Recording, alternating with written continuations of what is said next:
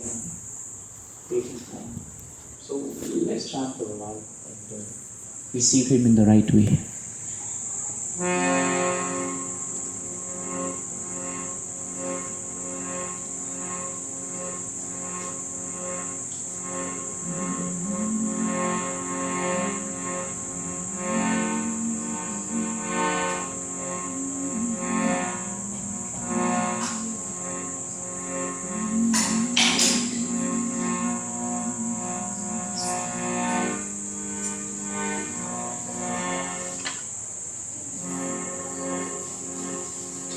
Namo Vishnupādaya Krishna Prishtaya Bhutale Srimate Bhakti Vedanta Swami Niti Namine Namo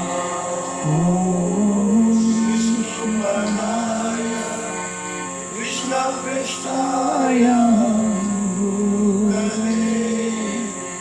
Srimati Bhakti Vedanta Swami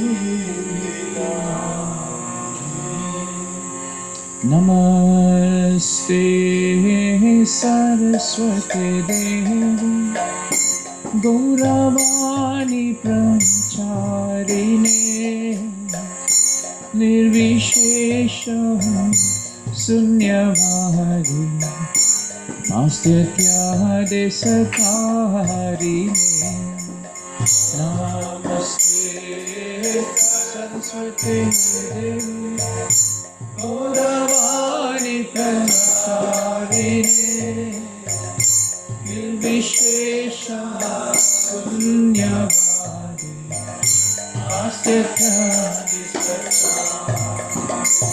Jai Sri Krishna Chaitanya Prabhu Nityananda Shri Advaita Gadadhara Srivasadi Gaura Bhakta Vrinda Shri Krishna Chaitanya Prabhu Nityananda Shri Advaita Gadadhara Srivasadi Gaura Bhakta Jaya Sri Krishna Chaitanya Prabhu Nityananda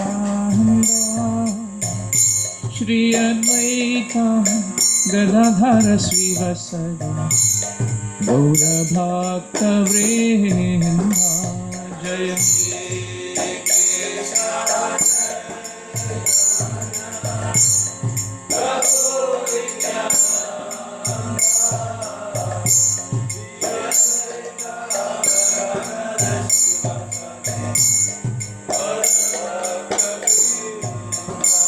Jaya Sri Krishna Chaitanya Prabhu Nityananda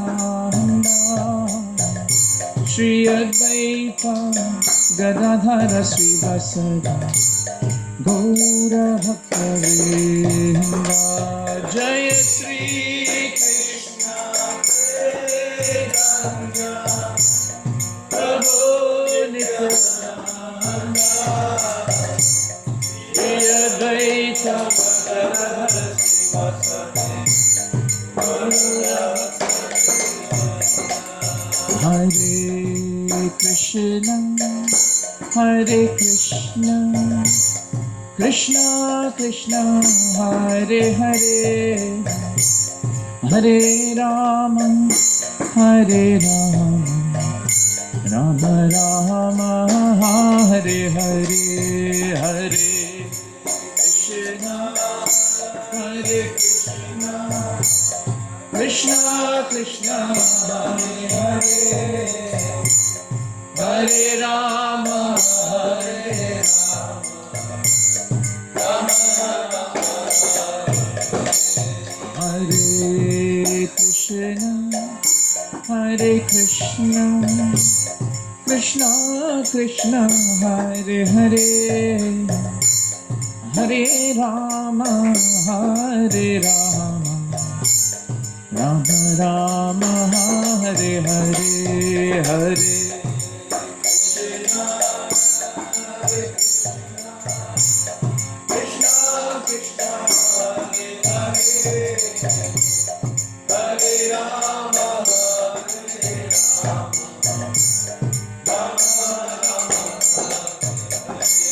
Hare Krishna, Hare Krishna, Krishna Krishna, Hare Hare, Hare Rama, Hare Rama, Rama Rama, Hare Hare, Hare Krishna, Hare Krishna, Krishna Krishna, Hare Hare,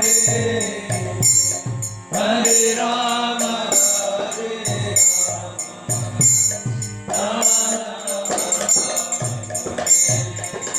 Hare Krishna, Hare Krishna, Krishna Krishna, Hare Hare, Hare Rama, Hare Rama, Rama Rama, Hare Hare, Hare Krishna, Hare Krishna, Krishna Krishna, Hare Hare, Hare Rama, Hare Rama, Rama Rama, Hare Krishna, Hare Krishna, Krishna Krishna, Hare Hare, Hare Rama, Hare Rama, Rama Rama, Hare Hare, Hare Krishna, Hare Krishna, Krishna Krishna, Hare Hare, Hare Rama, Hare Rama, Hare Krishna, Hare Krishna, Krishna Krishna, Hare Hare, Hare Rama, Hare Rama, Rama Rama, Hare Hare, Hare Krishna, Hare Krishna, Krishna Krishna, Hare Hare, Hare Rama, Hare Rama, Rama Rama,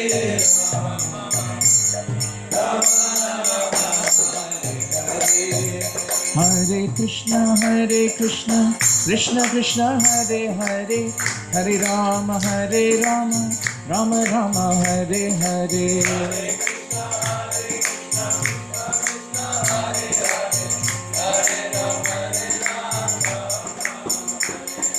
Hare Krishna, Hare Krishna, Krishna Krishna, Hare Hare, Hare Rama, Hare Rama, Rama Rama, Hare Hare, Hare Krishna, Hare Krishna, Krishna Krishna, Hare Hare, Jai Radha Gokula Nandan,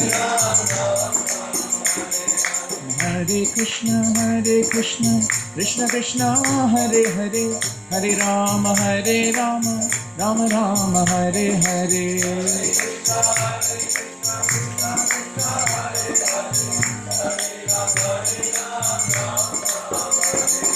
Hare Krishna, Hare Krishna, Krishna Krishna, Hare Hare, Hare Rama, Hare Rama, Rama Rama, Hare Hare, Hare Krishna, Hare Krishna, Krishna Krishna, Hare Hare, Hare Rama, Hare Rama, Rama Rama, Hare Hare, Hare Krishna, Hare Krishna, Krishna Krishna, Hare Hare, Hare Rama, Hare Rama, Rama Rama, Hare Hare, Hare Krishna, Hare Krishna, Krishna Krishna, Hare Hare, Hare Rama, Hare Rama,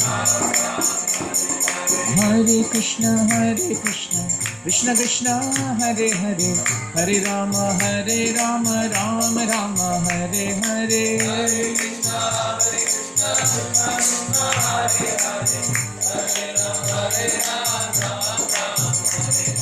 Hare Krishna, Krishna Krishna, Hare Hare, Hare Rama, Rama Rama, Hare Hare. Jai Shri Hari Nam. Hare Krishna, Krishna Krishna, Hare Hare, Hare Rama, Rama Rama, Hare Hare.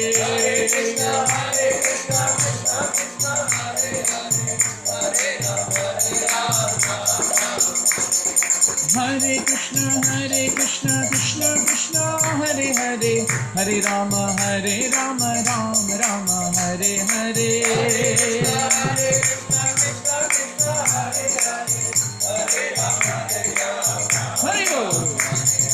Govinda Jaya Jaya, Gopala Jaya Jaya, Govinda Jaya Jaya, Gopala Jaya Jaya, Radha Ramana Hari Govinda Jaya Jaya, Radha Ramana Hari Govinda Jaya Jaya, Govinda Jaya Jaya, Gopala Jaya Jaya, Govinda Jaya Jaya, Gopala Jaya Jaya, Radha Ramana Hari Govinda Jaya Jaya, Radha Ramana Hari Govinda Jaya Jaya. Jaya Jagannath Swami, Jaya Jagannath, Jaya Baladeva, Jaya Subhadra,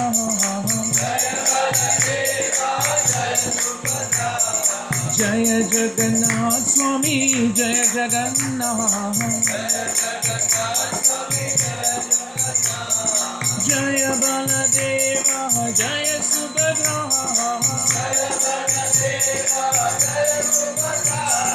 Jaya Jagannath Swami, Jaya Jagannath,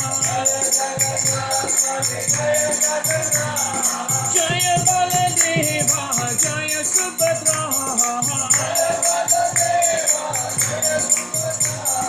Jaya Jagannath Swami, Jaya Jagannath, Jaya Baladeva, Jaya Subhadra.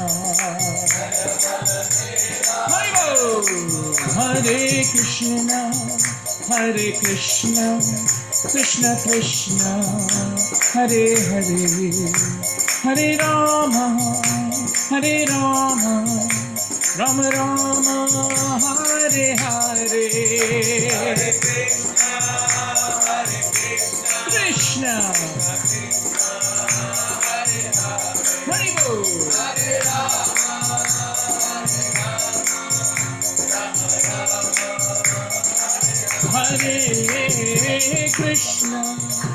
Hare Krishna, Krishna Krishna, Hare Hare, Hare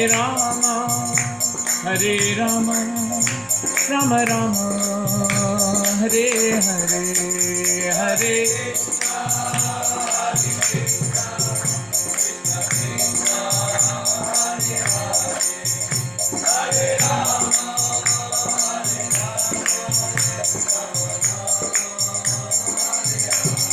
Jaya Radha Gokulananda, Radha Gokulananda Shri Radhe.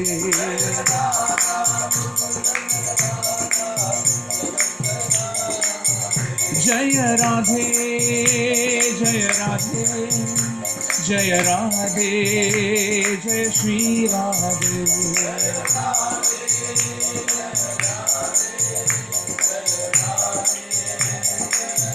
Nittai Gaura Hari Bol, Hari Bol, Hari Bol, Nittai Gaura Hari Bol.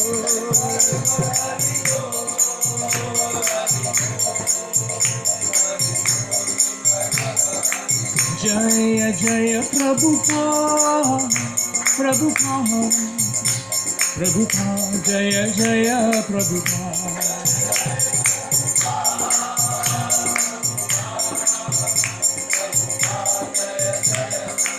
Jaya Jaya Gurudev, Gurudev, Gurudev, Jaya Jaya Gurudev.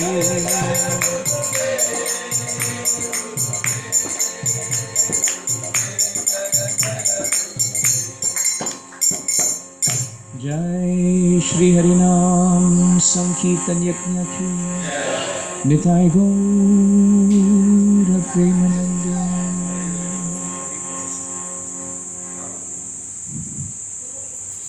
You find that this chanting of the holy name, no matter how tired we are, we become very blissful when we chant. That's why the name is evidence that Krishna's name is really spiritual in nature. Sometimes people don't believe in the concept of spiritual life. But when you actually practice it in terms of chanting the holy names, you find that actually there is so much bliss when we chant. No one can teach us to be happy. Happiness has to be experienced.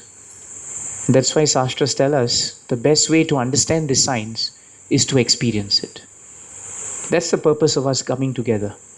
That we have a chance to experience what it means to try and be a devotee. And I'm hoping, we're all hoping, that in the next day and for the last 2 days, all of us would have felt inspired enough to increase our devotional service. That is the key. Some of us have been devotees for many years. Some of us have been devotees for a few years. Some of us may be becoming devotees now. But to Krishna it doesn't really matter. Because wherever we start, from that point Krishna automatically reciprocates. If you think about what Maharaj was saying yesterday in the morning, he was speaking about a very important quality. And this is the quality of humility. And you will find that for a devotee, humility is the ornament of a Vaishnava. It is something that is considered to be the most important quality in a devotee. That's the reason why Maharaj took this particular topic. If we really want to start our devotional service, then we need to understand what it means to be humble. And I think Krishna Daya Prabhu very nicely quoted Prabhupada's definition of humility from Shastras. The ability to tolerate the provoking situations. Provoking means anything that comes in this material world and you feel like you have to counteract it. That is provocation. You realize in the workplace, people speak to you in a certain way and you feel that I have to counteract. I have to say something. Sometimes people in this world speak in a certain way where they pinch your hearts, It's very painful. Sometimes they pinch our hearts because we think we know better than them. So when someone tells us something, immediately we get provoked. So that is why humility is something that needs to be practiced. But as Maharaj rightly pointed out, the secret is in how we tolerate it. Those who can tolerate these situations, it will pass. And then the humility becomes very genuine, you see. So in material world, you will always have these provoking situations. See, yesterday we had nice Kirtan and then someone said that, well, it was very loud. Maharaj was speaking in the mic and Singapore being Singapore, we had a complaint. That's a provoking situation. Now, it's up to us to react. If we are proud that, our movement is very genuine, then we could have told the security, this is a wonderful service we are doing to all of you. All of you are getting vibrations in the Changi Chalet, so it doesn't matter. If we counteract that way, then today we can't sit here and hear Maharaj again. And instead of being humble, we will actually become proud. But in being proud, we actually lose the opportunity to hear and take association. So actually it's a good test. Sometimes when devotees speak to each other, when you come to the temple, you expect devotees to be perfect. You feel that because they are devotees, they must say the right thing, they must do the right thing. And for the first month, you may feel that everything is wonderful. But then after 1 month, then you see, hey, this devotee spoke to me this way. This devotee raised his voice at me. Or this devotee is becoming like that. We think always that devotees must all be sadhus. Devotees don't become angry. Devotees don't get upset. But I remember Prabhupada being asked, why are your devotees, doing this, doing that? Why are they not perfect? And Prabhupada said, he folded his hands and he told the reporter, if you are sick and you come to an hospital and you are a patient, then a patient cannot be perfect. The only difference between my disciples and those who are not disciples is that my disciples have put up their hands and they have admitted, we have a disease. And the disease is we have forgotten Krishna. So they want to be admitted to the hospital. And the medicine is the holy name. The medicine is the devotional process. So when a patient is taking medicine, how can you expect the patient to be perfect? So this is a nice point. It's important for us because we will be mixing with devotees. And when our mind starts speculating and expecting, then what happens is we will become very disappointed and we will start offending the devotees. Sometimes we have people who become very proud and they say, oh, devotees don't know how to behave. But we may not know or we may know, but we are patients. So we say, in our culture, that if you go and visit a patient in the hospital, you also have to be very patient, isn't it? If you're not patient in devotional service, you'll end up being a patient in the hospital. So it's very important that if you want to be humble, Shastras tell us we have to be patient with everyone. That is very important. And every time we say, Prabhu, I am tolerating you, we must not forget how many people are tolerating us. Just think about it. Very often we forget, we always have this idea that I'm the only one tolerating. And actually I'm the only one who's humble. But frankly speaking, many people are tolerating us. We don't realize that. And they are too kind and too patient and too humble to admit that we are tolerating you. So we don't know that. So this is the point that actually Maharaj was trying to tell us. We have to understand this as humility. So we'll chant the holy names for a while, reflect on this. I would request you, if you have questions for Maharaj, you can always write it down on a piece of paper, give it to him. He would love to answer them. He likes doing that.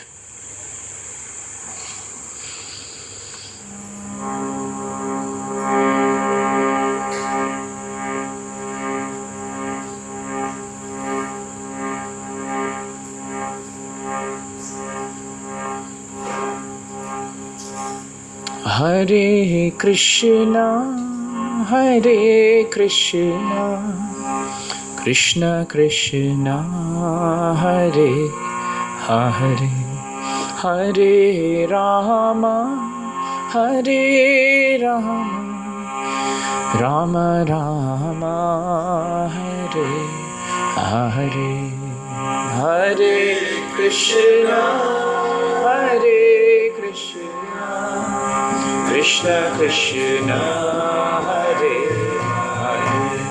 Hare, Hare Rama, Hare Rama, Rama Rama, Hare Krishna, Hare Krishna, Krishna Krishna, Hare Hare, Hare Rama, Hare Rama, Rama Rama, Hare Hare.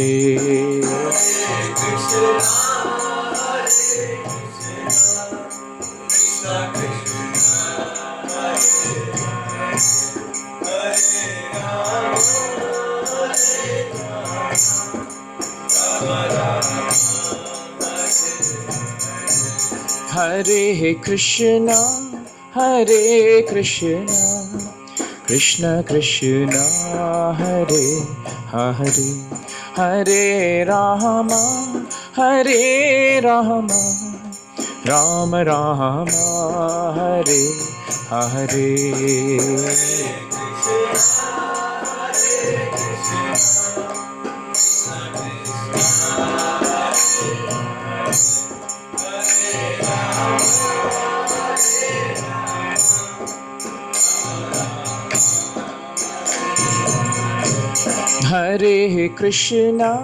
Hare Krishna Krishna Krishna Hare Hare Hare Rama Hare Rama Rama Rama Hare Hare Krishna Hare Krishna Krishna Krishna Hare Hare Hare Rama Hare Rama Rama Rama Hare Hare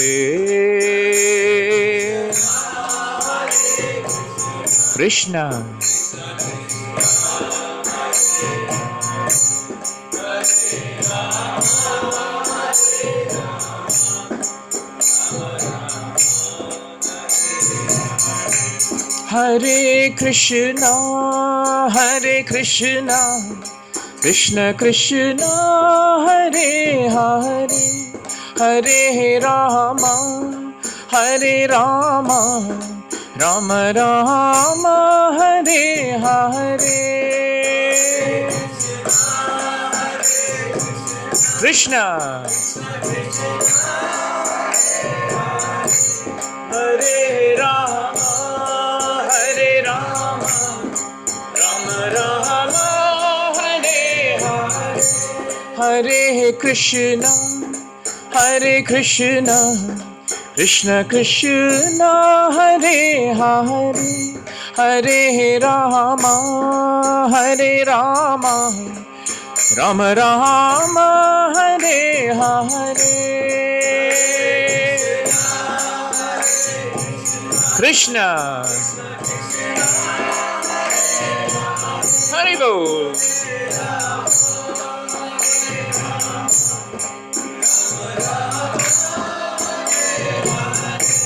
Hare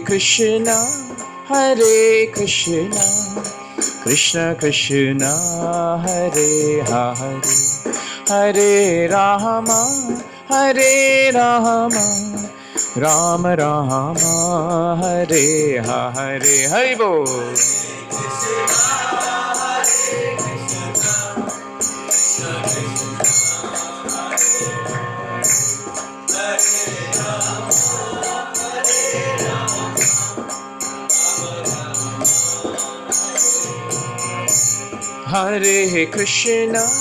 Hare Krishna Krishna Krishna Hare Hare Hare Rama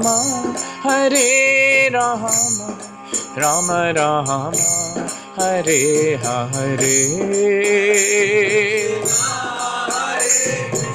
Krishna Haribo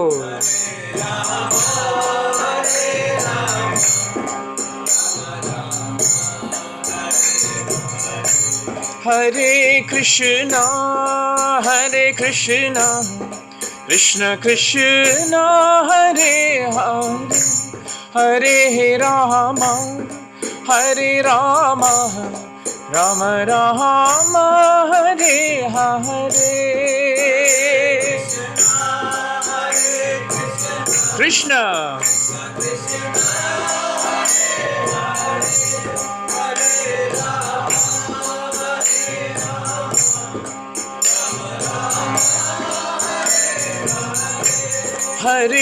Krishna Hare Krishna Krishna Krishna Hare Hare Hare Rama Hare Rama, Rama Rama, Hare Hare.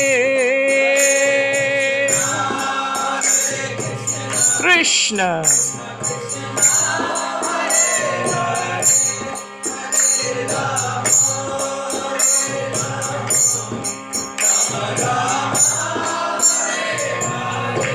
Hare Krishna, Hare Krishna, Krishna Krishna, Hare Hare, Hare Rama, Hare Rama, Rama Rama, Hare Hare.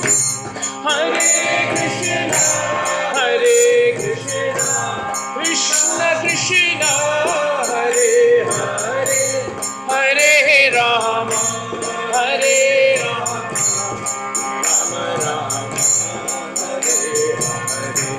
Hare Krishna, Hare Krishna, Krishna Krishna, Hare Hare, Hare Rama, Hare Rama, Rama Rama, Hare Hare. Hari Bol.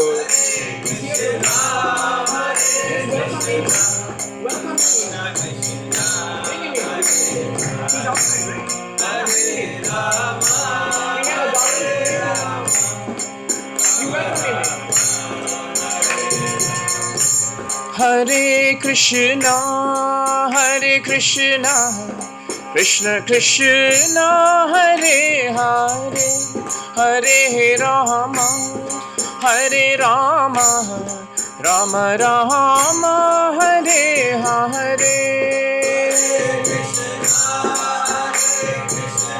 I think Maharaj has arrived. Haribo.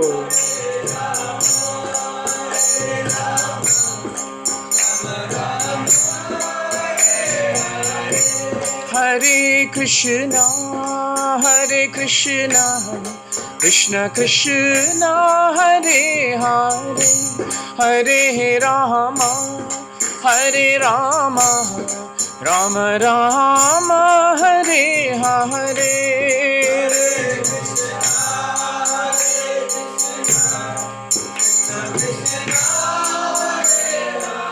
Jai Radha Gokulananda.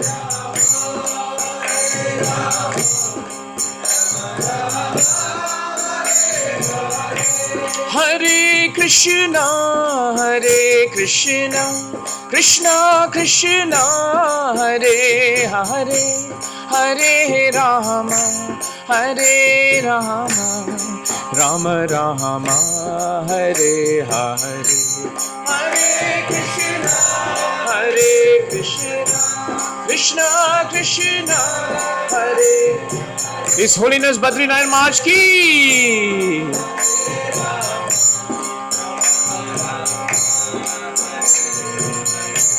Hare Krishna, Hare Krishna, Krishna Krishna, Hare Hare, Hare Rama, Hare Rama, Rama Rama, Hare Hare.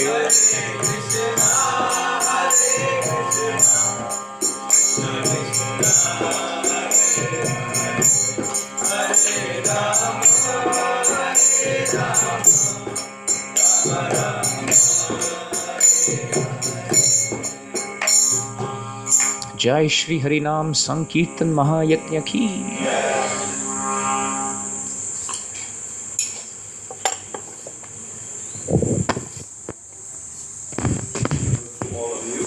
Hare Krishna, Hare Krishna.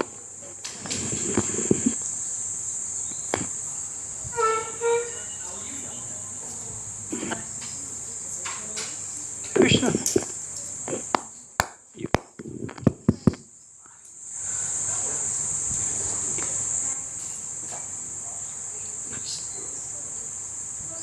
Clap. Clap. Why?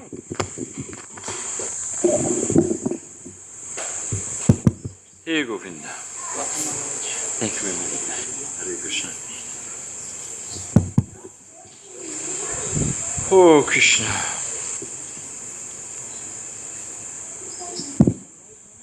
Yeah, fan is. I like the fan.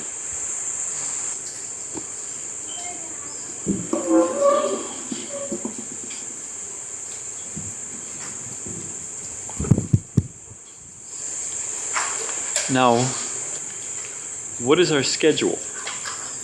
Devaki Nandana Prabhu? Okay, we agree on that.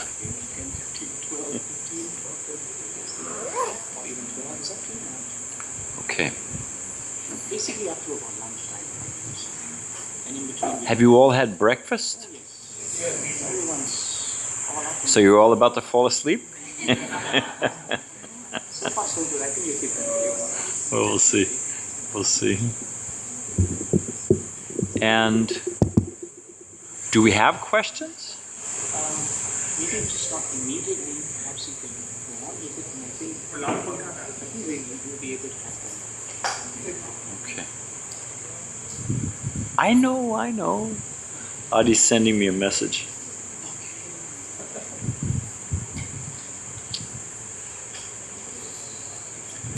Namo Om Vishnu Padaya Krishna Prastaya Bhutale Srimati Bhakti Vedanta Swaminiti Namane Namaste Saraswati Deve Gauravani Pachadani Nirvasesha Sunyavari Paskachade Satarani Shri Krishna Chaitanya Prabhu Nityananda Shri Advaita Gadada Shiva Sari Gaura Bhakta Vrinda Hare Krishna Krishna Krishna Hare Hare Hare Rama Rama Rama Hare Hare.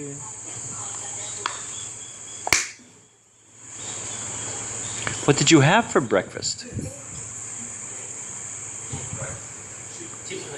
Chip rice? Huh? Any yogurt? Any fruit? Banana? Huh? Oh. Man. All right, sounds okay.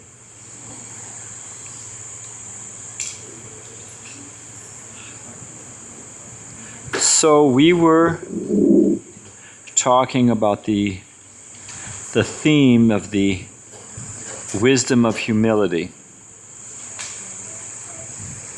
as if we actually have a choice. And let's find out where that is.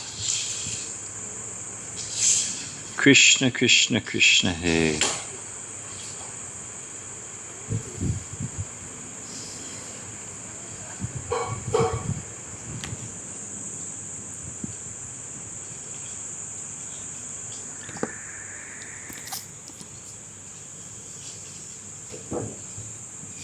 I was wondering, well,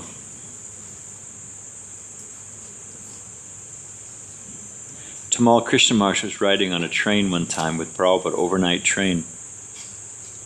Because I was wondering, did you stay here or you stay somewhere else? We all stay somewhere else. Stay somewhere else. All come down here. But many of them have been staying overnight here. Yeah. Yeah, right upstairs. So I was going to ask, does anyone snore? You know. So when Tamal Krishna Maharaj, he was riding on a train with Prabhupada, and when they got up in the morning, Prabhupada told Tamal Krishna Maharaj, "You snore." Tamal said, "I don't snore." Prabhupada said, "How do you know? You were asleep." Which is a good. Tamal always got a point there, you know. So everyone thinks the guy next to him snores. So, I guess we could start here.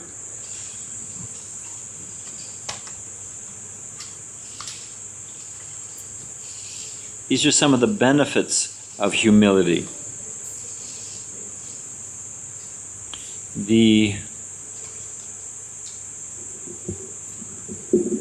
Just to recap a bit, humility is actually the honest position. Prabhupada says every pauper is proud of his penny. We were getting some wood carving for the deities, and San Diego, I spend about 6 months out of the year, 4 to 6 months in San Diego, California. And right across the border, half hour, 45 minutes, is Mexico. And you can get some very good carving done there, good quality and good price. So we were getting some carving done for the deities, and I was looking for this address. So I asked in my faltering Spanish, donde está este calle, whatever it is, And there were 3 gentlemen on the corner, and I asked them directions. Each pointed in a different direction. And then they looked at each other, noticing they were each and they started to laugh, And I said, so what is the right direction? And they said, actually, we don't know. They didn't want to admit it, so they were each guessing, So it's the nature, especially in the age of Kali, that people are, as we were saying yesterday, they're prideful, they're not. And it's a great burden to carry. What is it in the 2nd canto of the Bhagavatam, that head, that turban is not bowed down to the lotus feet of Krishna, it's just a big burden? So we actually carry with us a great burden. They're called upadis. I'm this, I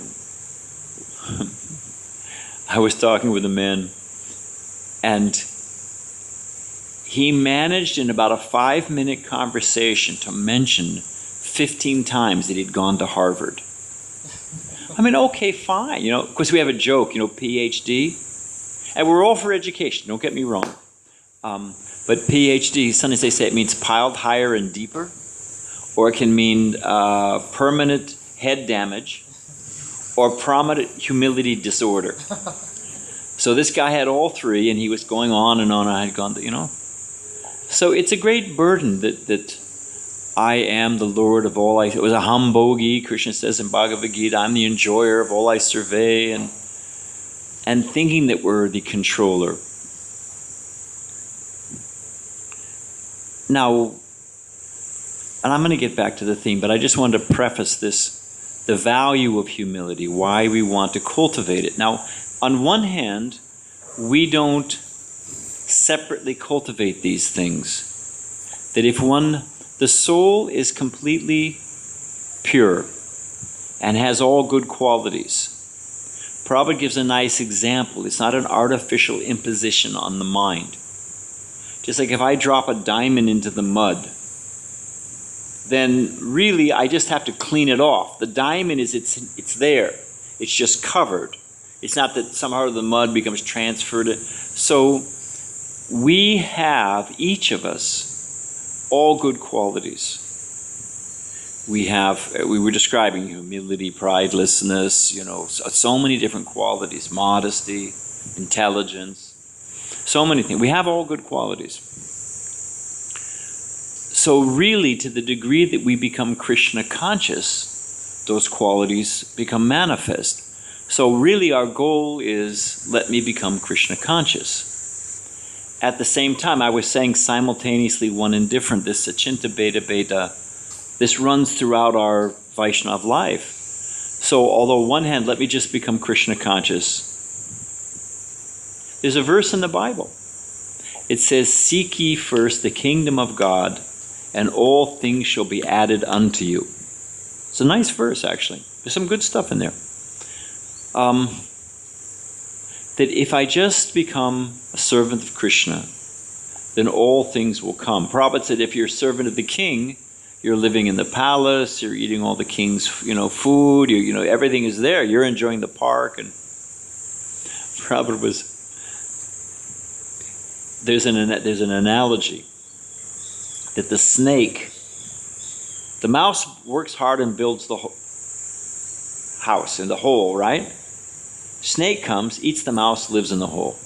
He gets all the benefit, doesn't do any of the work, So Prabhupada, we were walking in a park, beautiful park in Denver, and 7 o'clock in the morning, nobody was there but us. And Prabhupada said, for the materialists, they've worked so hard, and with the fruit of their work, their taxes, have built this park, but they've worked so hard that they're all sleeping, Who's enjoying the park? The devotees are in the park, you know. We're using for Ratha Yatra and this festival. We're the ones who use the park. We're having a great time, you know. They're all sleeping off their hard work. So if we just become Krishna's devotee, Prabhupada saw, he was in the zoo. Prabhupada would sometimes take the devotees on little field trips. Hare Krishna. I'll use you as an example, young man. So Prabhupada was it was the zoo in Calcutta. And actually, I'll say this first. When Prabhupada got outside the zoo, and there's elephants and giraffes and tigers and gorillas and so many things, Prabhupada, when he got outside, he said, "What did we learn today?"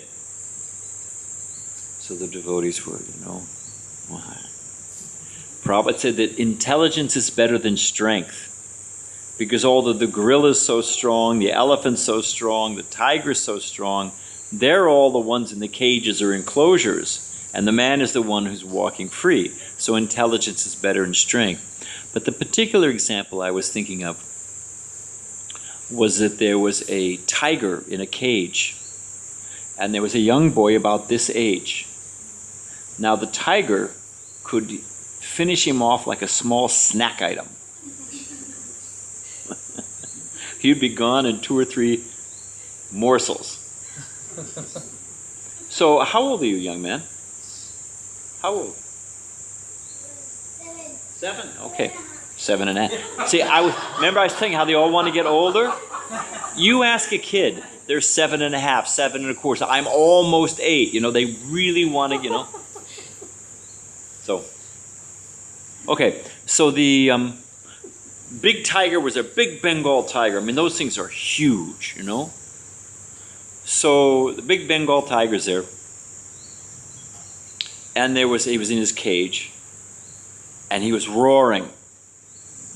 And have you ever heard a lion when they really let it out? I mean, it's you know, the things shake, you know.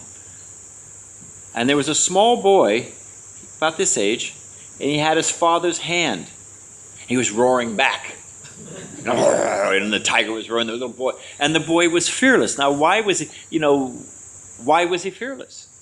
You know, on a 1-to-1 ratio, Bengal tiger, what's your name, young man? Rishabh. Okay. Good boy. So who, if it was a boxing match, who would you bet on? Our young man here, or would you bet on the Bengal tiger? You know? Even he concedes. Even he says, yeah, Bengal tiger, definitely, you know? So, it's an honest boy. So, but because he has his father's hand, therefore he's saying, I have my father. Therefore I'm secure, you know? A devotee, his name is Shivananda Sen Prabhu. And he was walking with Prabhupada in Hamburg, and this is 1969, something like that. And Hamburg is the port city, one of the main port cities for Germany. So it's a bit of a rough place, you know. It's a lot of kind of rough, low-life characters, you know. Prabhupada's walking early in the morning, you know, Dodi, and he had his hand in his bead bag. And some local thugs, criminals, low-life came and said, hey, buddy, what's in the bag? Prabhupada took them right in their face, said, I'm chanting the names of God. He said, okay, no problem, no problem. And, you know, off they went, you know. So, it's a little off the track, but it's kind of fun. We were on a walk with Prabhupada in Lakeshore Park in Chicago.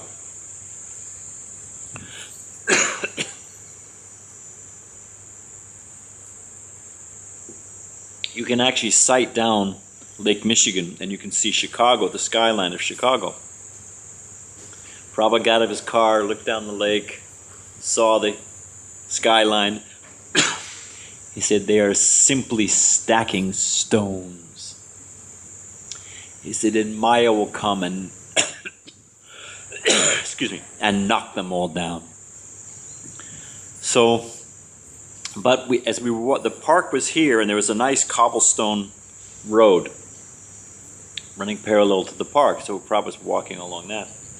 And then there was these beautiful, some of them were old Frank Lloyd Wright mansions, beautiful houses, long driveways, and then the house.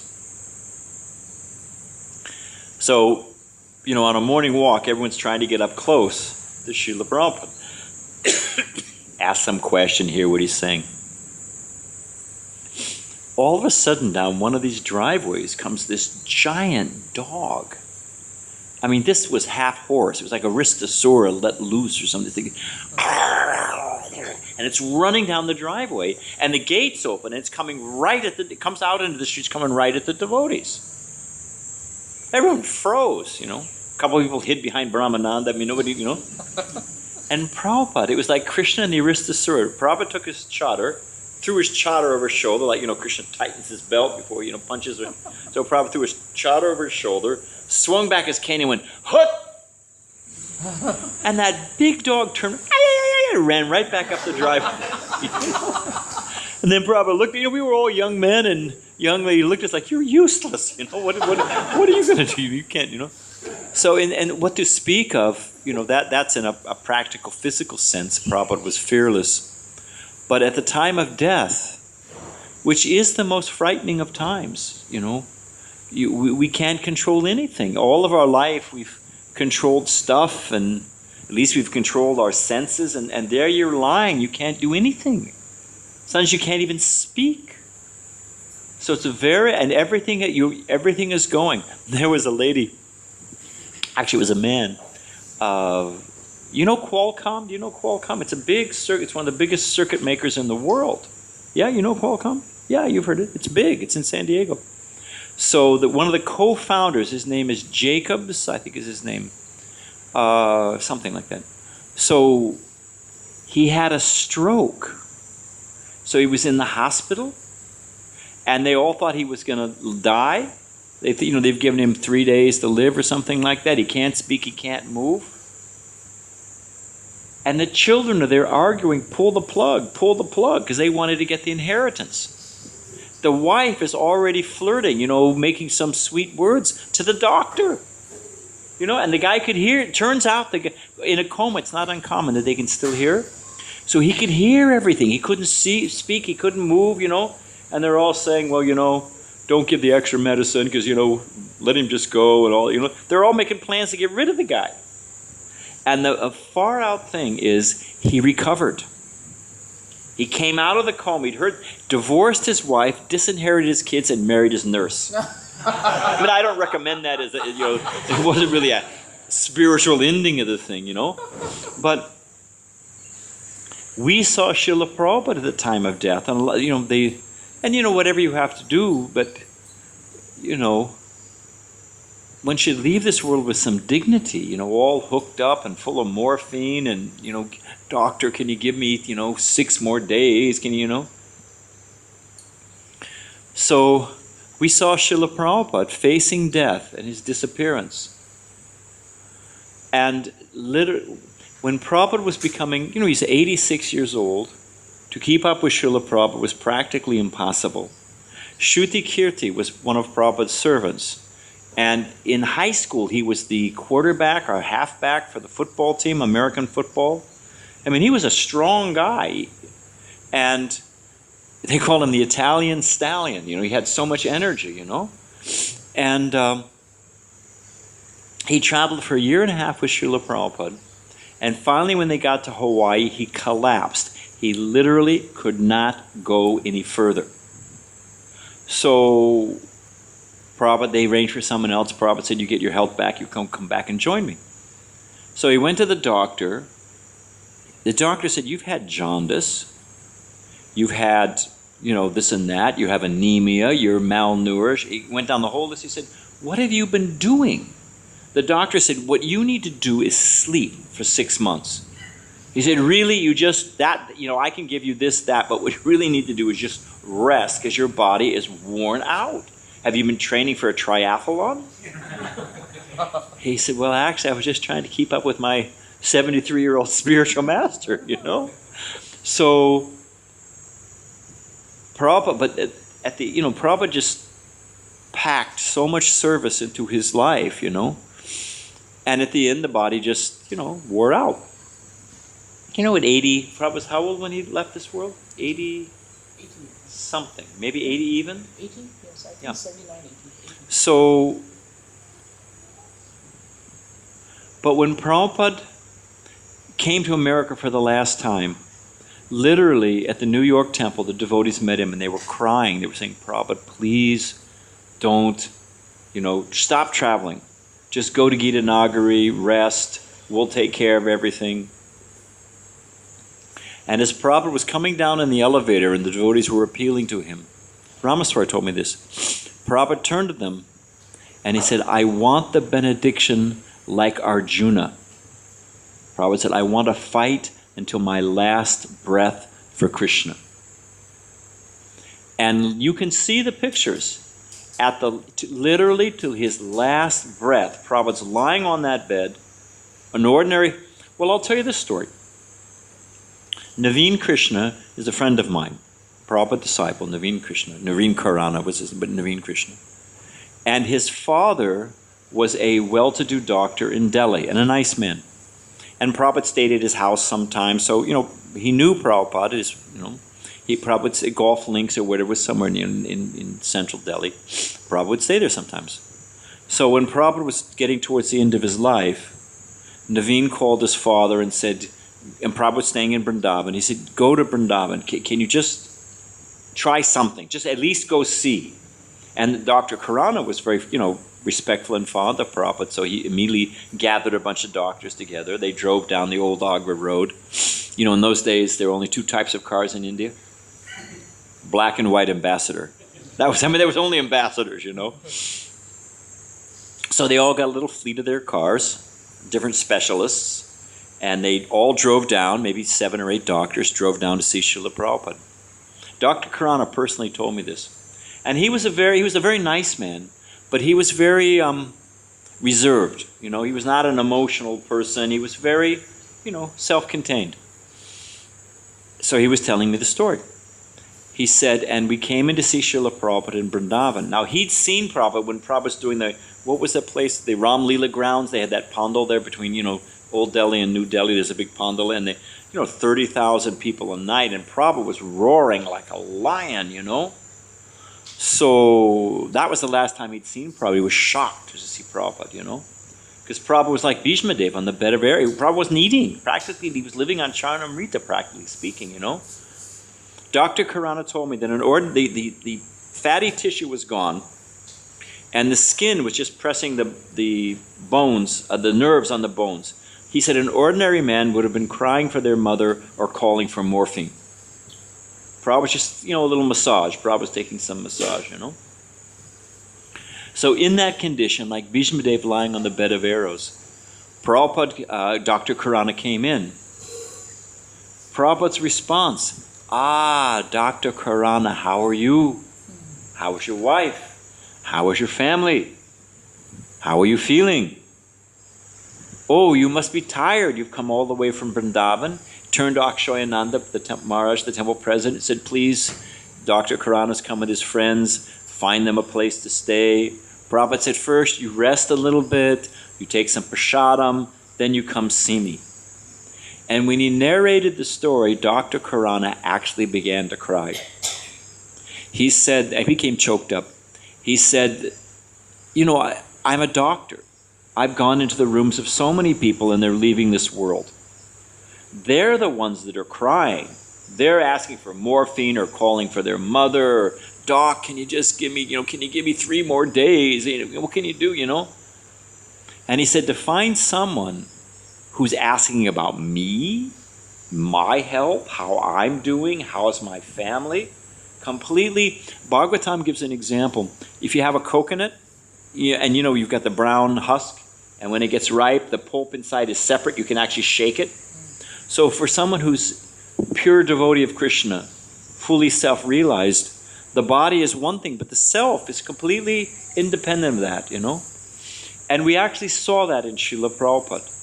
That completely equipoised to the point that literally up until his last breath, you see the pictures, they're holding the dictaphone over Srila Prabhupada, and he's translating from the 10th canto Brahma Mohan Lila. And you read those purports, I mean, they're fantastic. Prabhupada's pulling out different nuances and making different philosophical points. I mean, you know. So, whether one's fearless, Krishna saw it, that you don't have it here, but they have, it's all right. This is right. They have Allstate insurance, and the advertisement for Allstate, if you've got these big hands, and in the hands, cupped hands, you've got, you know, the house and the family, and of course in America, the faithful family dog Fido. So, you know, they're and the advertisement is you're in good hands with Allstate. Prabhupada saw that, he said, Yokesh Mambaham. That this is how a devotee feels, that he's in Krishna's hands. And Krishna preserves what we have, he brings to us what we lack. So for a devotee is actually fearless. So we can be proud of borrowed plumes. We don't own anything in this world. You don't take. I remember the Guru Nanak story in the needle. We don't own anything. We can't take anything with us. We're claiming it as ours. We're, you know, so proud of this and that. It can be taken from us within a second. Stock market crashes. I mean, so many. You know, it just so many things happen. So humility is an honest analysis of our position. So there we are. That's enough of a recap. So I was talking some of the benefits of humility. And someone said, one of the benefits of humility, one of you folks said, is that you can hear from others. You can take advice. Prabhupada tells the story of Kalidas. Kalidas is a folk stories that he's always doing something stupid. So this is a tree. Pretend this is a tree, and there's a branch. So Kalidas is sitting here. You with me? And he's sawing the branch. Anybody know what's wrong with this picture? You know, it's gonna fall. So a friend says, hey, you know, don't do that. You're gonna fall on your head. Guy says, are you a woodcutter? You went to wood chopping you? I mean, who you did? You know, run along. So, of course, he keeps sawing, bumps his head, you know, and he's so proud when he sees the man who said, hey, you don't do it like that. He won't admit that the guy was right. He says, you must be a great astrologer. You can see the future. You know? So, the ability to take instruction is very difficult. They have a saying in America that there's a reason why you have one mouth and two ears. You know, we're meant to actually hear. So if one of the benefits of humility is one can hear. Of course, you have to hear from the right place. Tadvidi pranipatena pariprasheni sevaya. You approach someone who's tattva darshana, someone who's actually seen the truth, and you hear from them. If one's actually serious, that's the thing. Most people are not very serious. If we're actually serious about what is the purpose of the human form of life, we have the greatest benediction. I was in Prabhupada's room. It was initiation. Not in Prabhupada's room. It was a New York temple, darshan.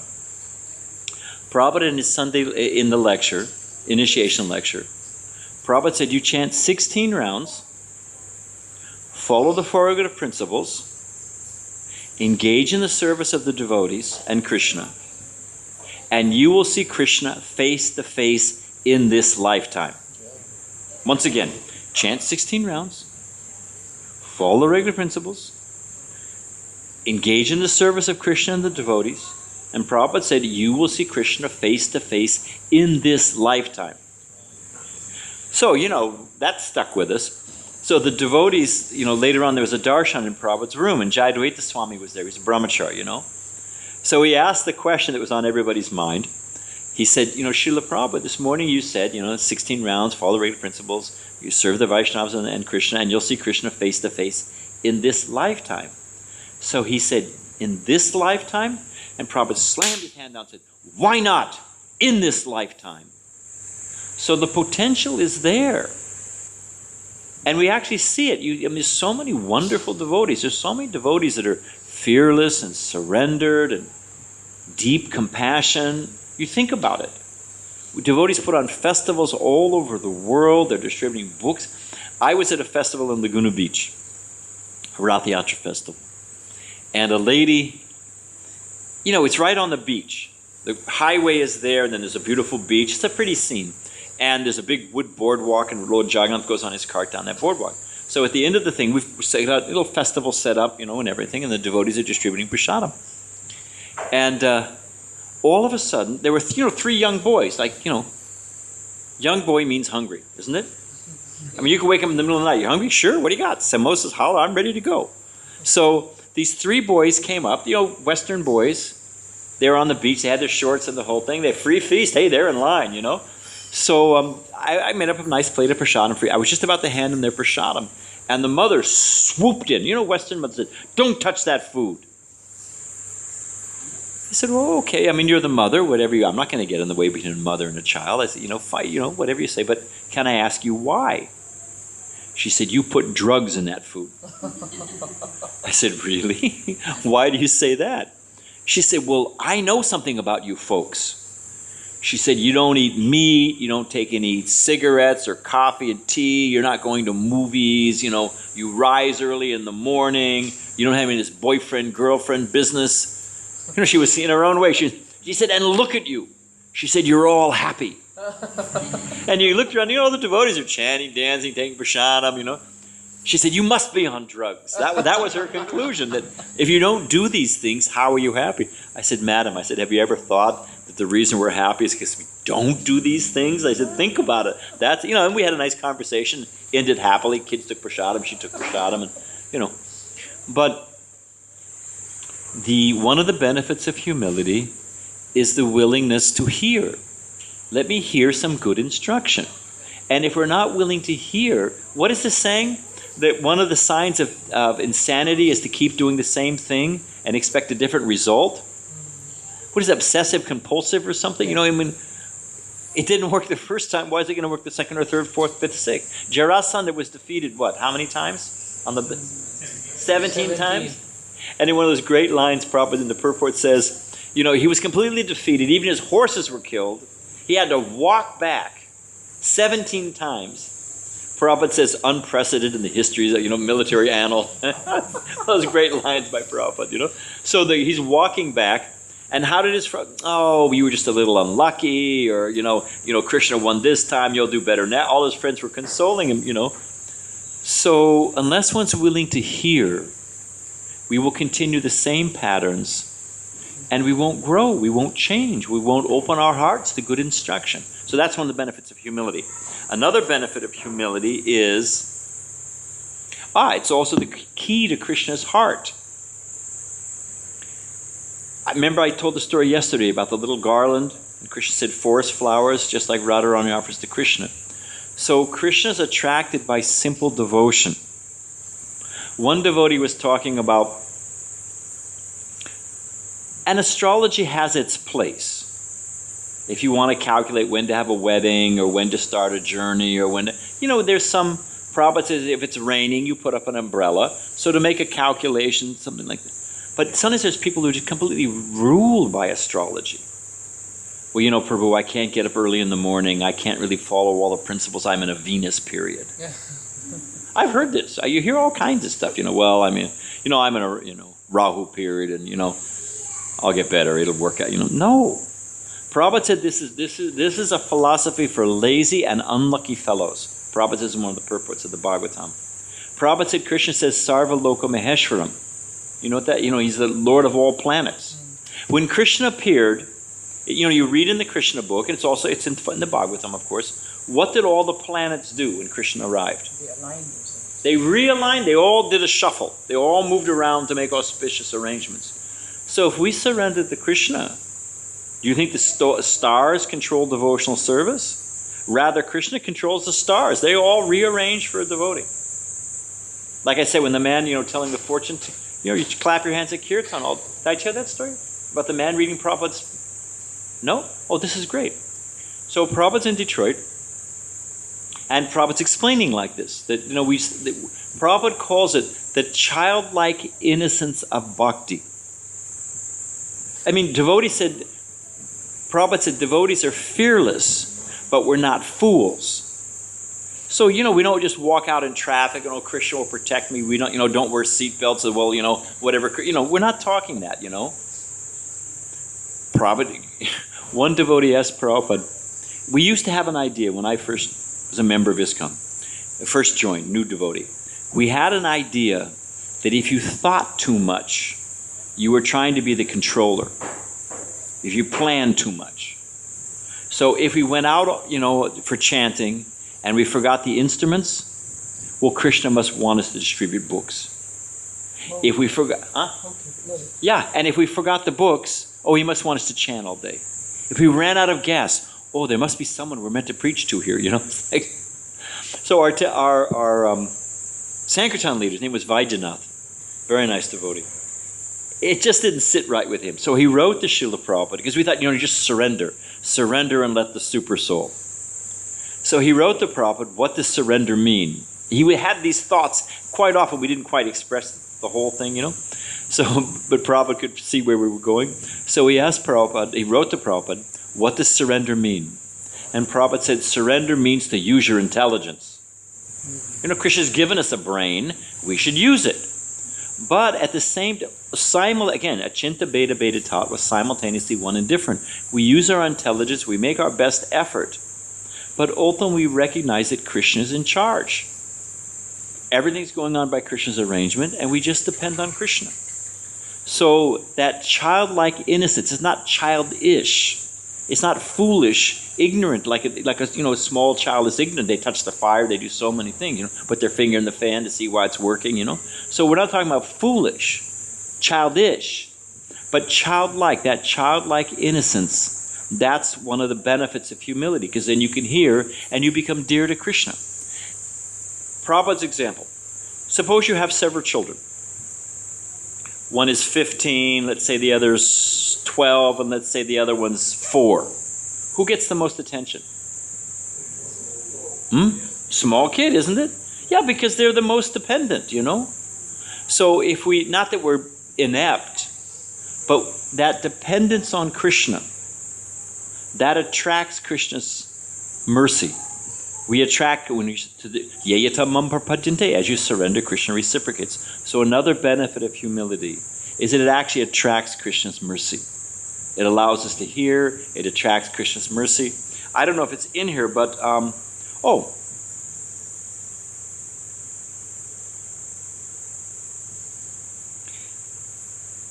everyone's in anxiety. If you. The mind is primarily, the mind's activities can be divided into 2 categories. One is hankering. What's the other one? Lamenting. Here's a classic. When I was a kid, before I was maybe 4 or 5 years old, I was the youngest in my family. So my brother went to school, then my sister went to school.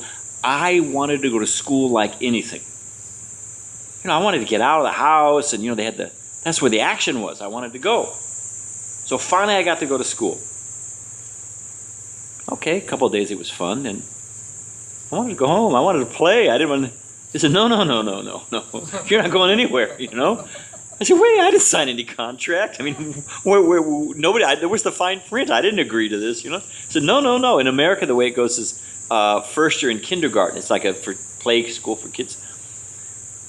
I said, no. You're here for a year. So, and then I'm done? I said, no. Then you go over there. There was the elementary school, which right now, and that's 1 through 6, So, well, they got big swings. They got a slide. I go, all right, I'll hold out. I can make it, And I remember getting in elementary school, and I thought, oh, geez, how long is this going to last?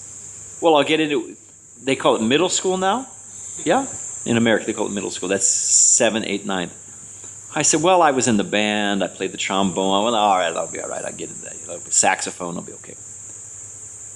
Now, so then I wanted to get into high school. So I was looking in the future. I wanted to get into high school. High school, I can play football. American football. Fantastic. First game, I broke my collarbone. I was out. I thought, oh, geez, what is this, But then, you get out of high school, you get to go to college. It's fantastic. Pizza, eat whatever you want, stay up late, Parents send money, go home just to drop off the laundry. This is, great. That's how you feel as a freshman. But you talk to seniors in college, what do they want to do? They want to get out. They even said, I want to get out into the real world. I want to get going. Some of them, go for a master's PA, but they want to get out ultimately and get into the real world and do something. And then you talk to them when they get out into the real world. What are they doing? They're, like that young exec, the Japanese exec with the different cards. They want to climb up the corporate ladder. And then in other words, in the future. And then when you talk to the senior executives, what are they thinking about? Retirement. I can play golf all day long, isn't it? Have such a great time. And then finally you see the oldsters sitting out there, and what are they thinking about? Oh, when I was in high school it was so much fun, or oh, when I was starting my business. So hang on a minute.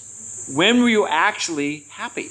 When were you actually in the moment and fully satisfied? Either you were thinking of the future, or you were lamenting in the past. So that's just a simple example. And there's many, many like that. That really the mind is always thinking of the future, thinking of the past, So, but if one engages in devotional service, one is happy in any condition.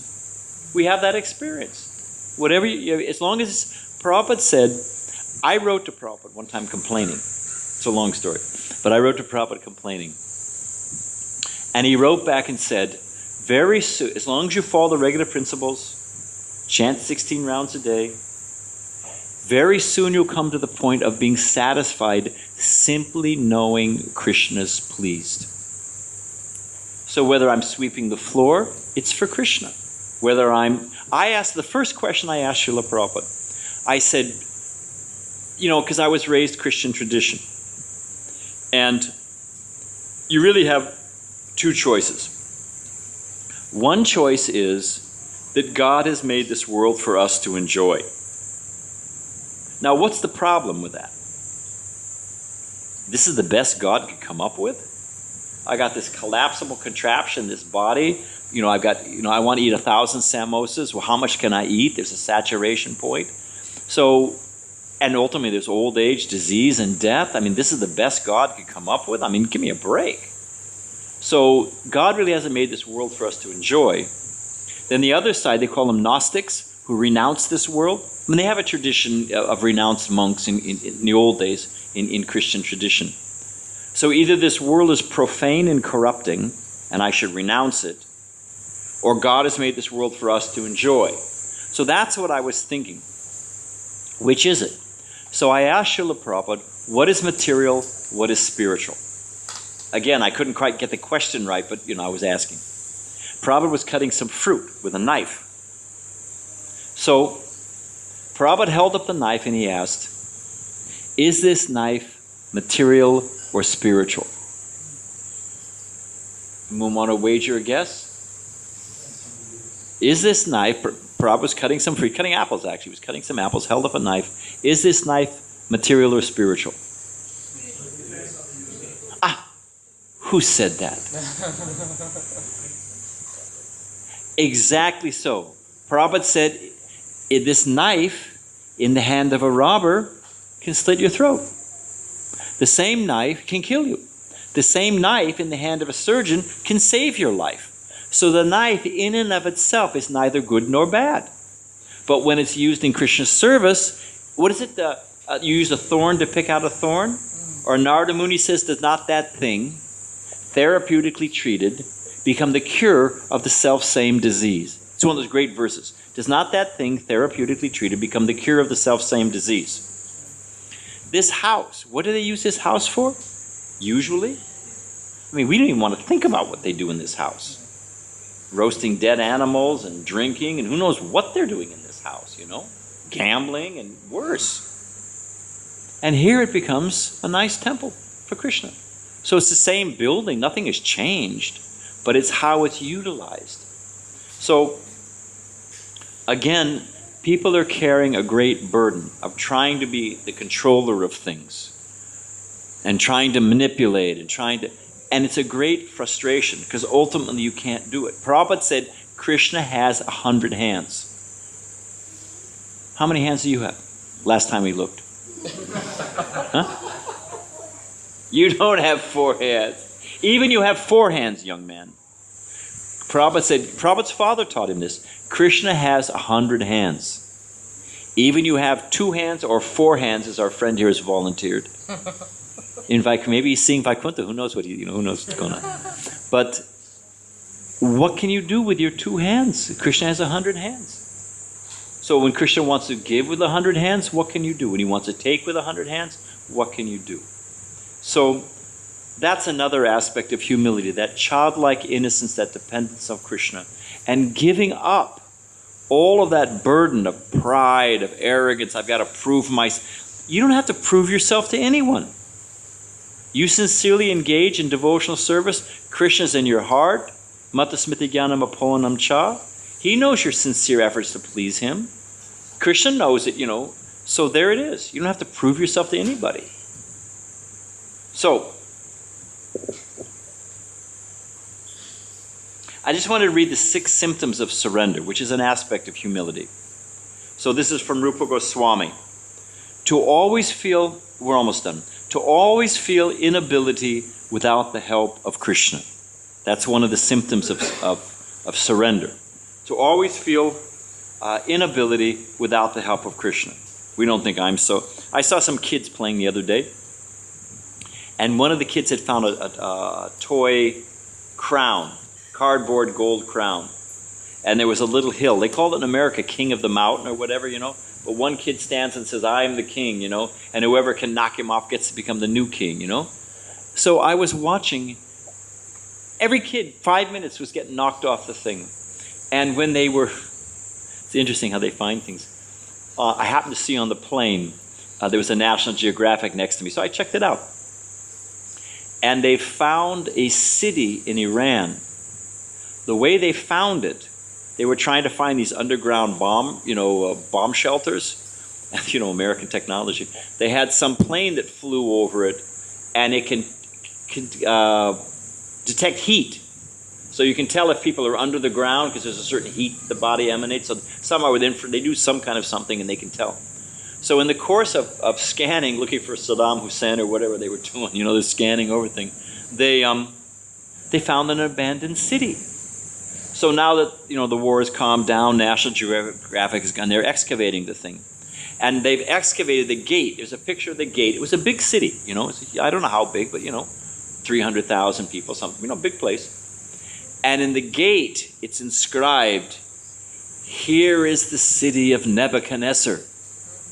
Its glories will shine, even the sun becomes cold and the moon becomes hot. Huh? I mean, now it's under the desert and camels are passing urine on top of the place. I mean, it's nothing, So, to recognize that, what are we? But the servants of Krishna, which is the best thing to be. Okay, so one of the symptoms is always feel inability without the help of Krishna. Another one is to always feel oneself inferior to Krishna, even though one may have full capacity to perform something on his own.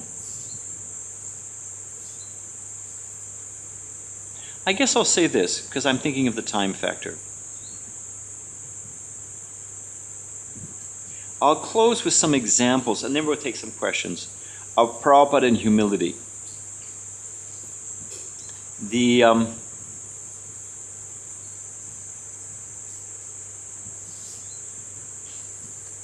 Trivikram Maharaj told me this. He was massaging Prabhupada, and Prabhupada was speaking at Conway Hall in London. And it's again, it's one of those powerful lectures, and people questions and answers, just like bowling. Prabhupada would knock them over. The next guy'd come up and Prabhupada would knock them over, So powerful.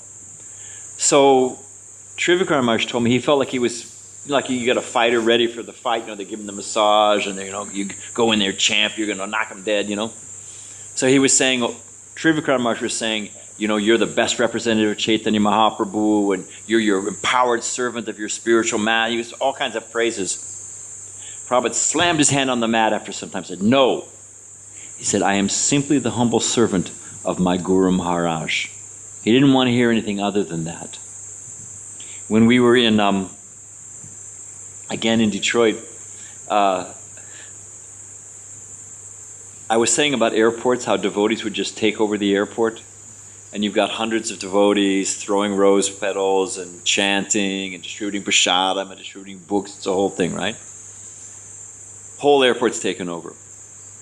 Well, it was early in the morning, and a lot of the Detroit businessmen were trying to catch their commuter flights.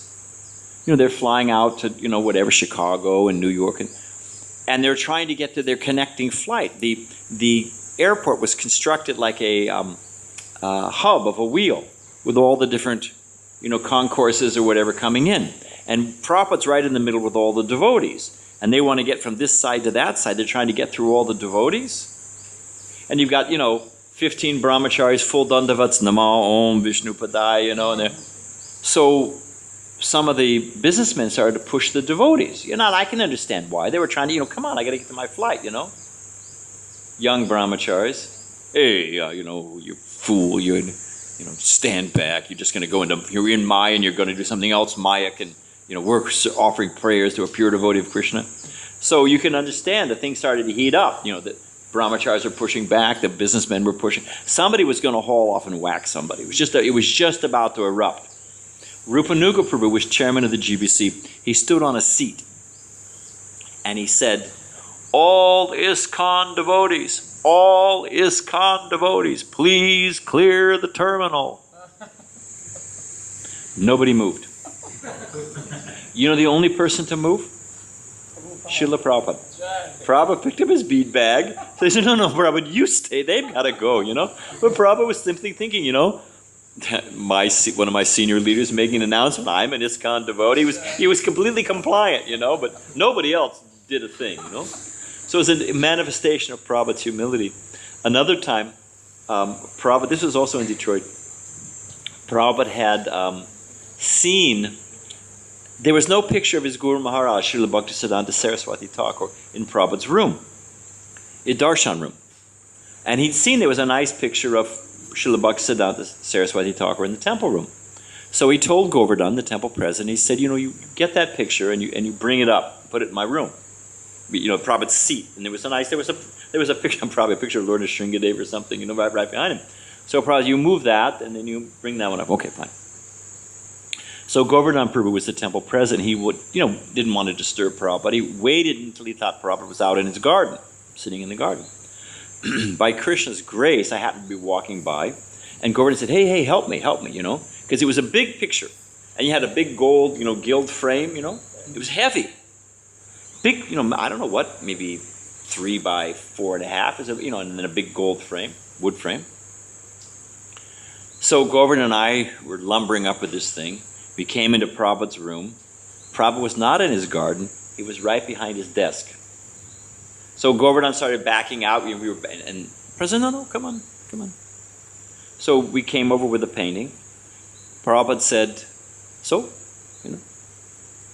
Govardhan said, well, Prabhupada, you ever have a big wood, and you try, and then the wire is there, but there's the nail, and to try to get it on, sometimes it's not so easy.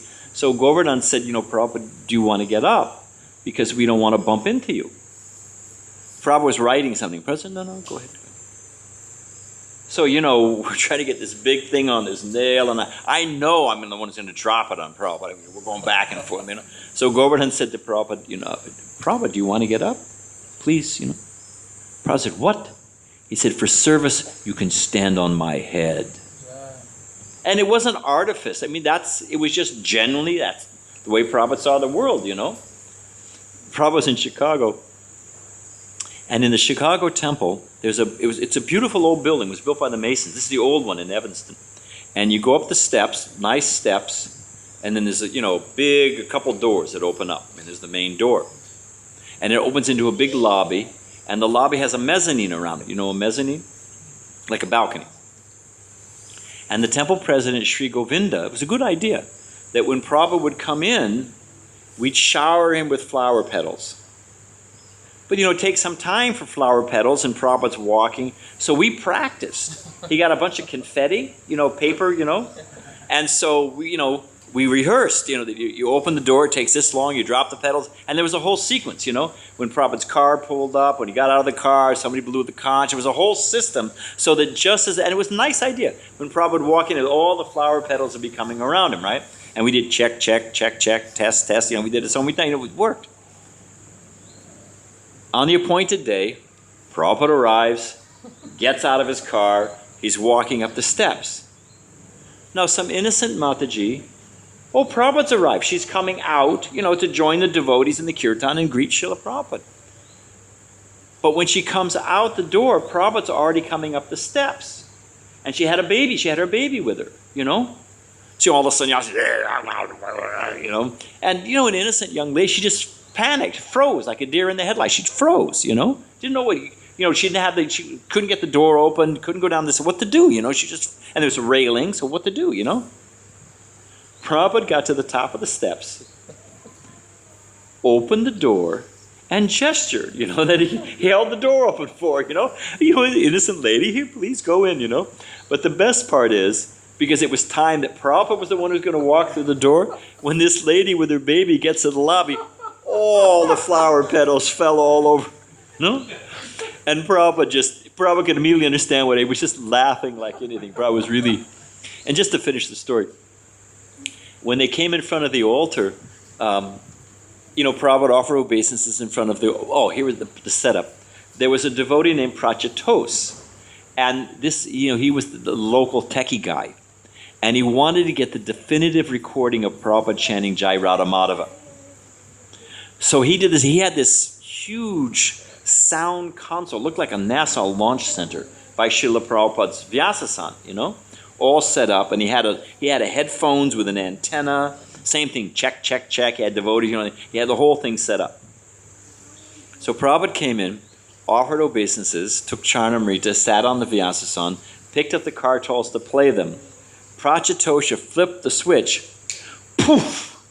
A big cloud of smoke came out, and the whole thing shorted out. Prabhupada didn't even chant Jai Radha Madhava. He stopped, and Prabhupada said, "This is material life." He said, "Big arrangement, but no result." So, I think of another. Giriraj Maharaj told me this one. That this one is from Rabindra Sarup. Rabindra Sarup got his PhD. These things can be used in Krishna service, so there's no problem if you use it for Krishna. He got his PhD at Templeton in Philadelphia. It's a good school, a good religion school. And he invited one of the professors to come greet Prabhupada. Now this professor was from India, but he was a Christian. Now we're not picking, there's many nice Christians. We can learn things from the Christians. There's bogus, there's puffed up Vaishnava. We got the whole mix. We don't have a exclusive on hypocrisy. It's everywhere. But this man happened to be Indian, happened to be Christian. And when Prabhupada came, Rabindra didn't know this. First thing he said was that the man said to Prabhupada, "Oh, I see, you are a Vaishnava." He said, "But I am a Christian. I worship Jesus. You worship Krishna. And your Krishna is immoral. He is dancing with other men's wives." Well, Prabhupada, he's offended Krishna. Prabhupada was not one to back off from a challenge. Prabhupada said, "Are you married, sir?" The man said, "Yes." Then Prabhupada said, "Then you are the one who's immoral." Prabhupada said, "Krishna is the only Purusha. Everything else is Prakriti. Krishna is the only enjoyer. Everything else is meant to be enjoyed by Krishna. What are you doing with one of Krishna's gopis?"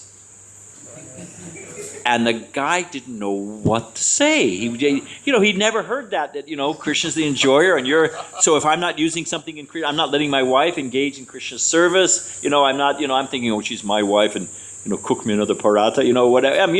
The wife should serve the husband should serve the wife. Don't get me wrong. And the man because he thought he had the trump card, and Prabhupada just flipped the whole thing on him. The man became so angry, he started to shout at Prabhupada. And he was shouting, just in rage. So Brahmananda, I think you better leave now. And we literally, Ravinder said, you could see out the window as Brahmananda tossed the guy down the step, threw him out like old garbage. I mean, I don't recommend this. We should be more careful. But anyway, we were young and foolish in those days. So everyone was shocked. This big scene had just happened. So the devotees were, what will happen to this man? He's, swore, he actually used some 4-letter word, and in front of Srila Prabhupada, and who was an innocent person, just tried to give Krishna Katha. So they were thinking, what will happen to him? Will he be born, in the, like Ashwatthama, wandering in the Himalayas with no shelter? Will he be born in Calcutta with no arms and legs, rolling in the gutter, playing a harmonica? I mean, what's going to happen to this guy? Will he be a worm? And, what happened to this guy? So, and how will he become freed? Will he have to drink boiling ghee? Or, all the devotees were offering their different, it went, there's a small circle, Rabinder said, maybe 7, 8 devotees. Everybody had their suggestion what intense prayaschita this man was going to have to go through. Everybody offered their intense prayaschita, and it came to Srila Prabhupada. Prabhupada looked up and said, well, we could always forgive him. Nobody had thought of that. Nobody had thought that if you forgive someone, there's no offense. And Bhishma Dev, there's another seminar we can do some other time on the instructions of Bhishma Dev for humankind. They're fantastic. They are really news you can use. So Bhishma Dev says, do you know how you control anger? I mean, we all get affected by anger sometimes. You know how you control anger according to Bhishma Dev? One learns to forgive. If you learn to forgive, then you become free from anger. So Prabhupada, completely humble. And you can't forgive unless you're humble, Okay, so just one last, this one's from Giriraj Maharaj told me this. Prabhupada trained the devotees to not waste. And Prabhupada didn't, the devotees, we were walking around the Krishna Balaram temple, and it was after Mangalartik, after Tulsi Puja, so it was just about sunrise. The sun was just starting to come up. Things were becoming light. You could see color and shape and things like that, When Prabhupada came right around to his guest house, he turned to all of us on the walk and said, they have eyes, but they do not see. Prabhupada kept walking, went around there, came around the same spot. They have eyes, but they do not see. We thought, it's Raman Reddy, Prabhupada seeing Krishna and Balaram, what's Prabhupada seeing, Again, third place, Prabhupada stopped. They have eyes, but they do not see. What it was, we were all temple presidents and managers, And then Prabhupada swung his cane and said, why are the lights on? It was daytime and all the lights were on. We were wasting Krishna's energy, Shut the lights off. You're such big managers. You can't even see that, So it was a little humbling, So Prabhupada had trained the devotees, don't waste, I mean, for Krishna, we spend money nicely. We're not fun, you want to make things nice for Krishna, you should make it very nice, but don't waste. So Giriraj Maharaj came home from a program. Mumbai is a big city. So maybe the program ended by 10. By the time he got back to the temple, it was close to midnight. And he saw that the light was on in Prabhupada's room. So Prabhupada's darshan room was here, then Prabhupada's bedroom was here.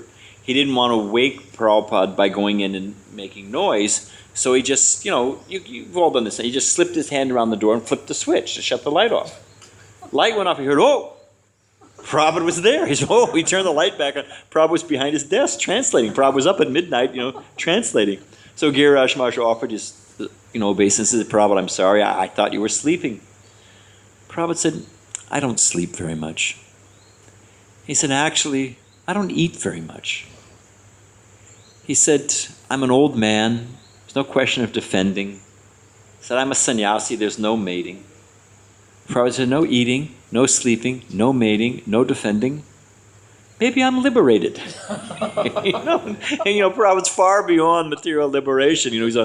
But that's how Prabhupada was thinking. So the simple point is, Chaitanya Mahaprabhu in his slokas, Chanadapi Sunichena, that we should become lower than the straw in the street, ready to offer all, devoid of all sense of false prestige, ready to offer all respects to others, not expecting respect for ourselves. In such a state of mind, one can chant the holy name constantly. So unless we cultivate humility, it will be very hard for us to enter into the holy name. And without the holy name, how will the anartas become purified and the taste for love of God develop? So Bhaktisiddhanta Saraswati Thakur would say that this Tranadapi Sunichena, this sloka, we should wear like a garland around our neck. So that's one of the reasons that humility is important. It actually opens the ability to taste the holy name and the taste to have its effect. So we can end there. Thank you for sitting so patiently. It is now 11:30. And we're supposed to keep going until 12. So does anyone have any questions? Yeah, questions. Let's see if anybody has a question. Anything at all. Yes, sir.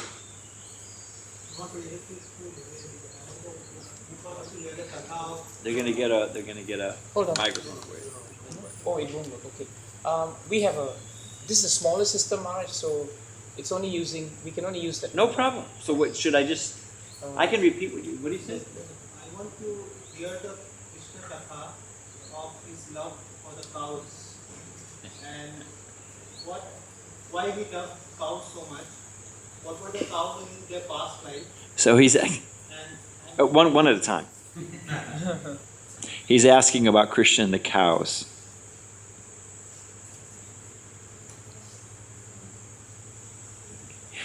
Krishna. Mother Yasoda told Krishna. They wanted Krishna to wear shoes. Because in the forest, the gopis lament, there's so many sticks and thorns and so many things, Krishna said, the cows don't have shoes. Unless you make shoes for all the cows, then I'm not going to wear shoes. So Krishna was always thinking about his cows. And, they're great devotees. Ultimately, I can draw some analogy or some, but sometimes things are simple. Like one time they asked Krishna, I was there, they asked Prabhupada, why is Krishna blue? Now I was a guest, I was thinking, the sky, if you go out into space, it becomes dark blue, so it represents infinity. So they asked Prabhupada, why is Krishna blue? His answer was, because it's so gorgeous. So Krishna likes the cows because he likes the cows. And it's simple living. If you get milk, Prabhupada says you have a land and you have some cow, you have some milk, your problems are solved. So, and Krishna showed how to live in this world, with the nice Varna, Vaishya society, simple living, high thinking. Now their lives are so complicated, they're completely, there's a study, and it's called a study of time. And one of the aspects of it is how people people have experienced time differently over time, over history. An example is, within, relatively recent time, but previously, if I wanted to suppose you lived in England, if I wanted to get a message to you, I would write a letter, right?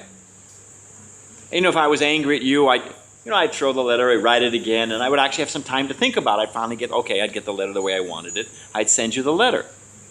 You'd get the letter 2 weeks later, think, well, that nonsense, you want to know what? You'd throw that one away, and then finally you'd get what you wanted, and you'd come back 2 weeks later. So there was, almost a month, we could say 2 weeks, between the event and the response, stimulus response. It was a long period. Then you get telegraph, then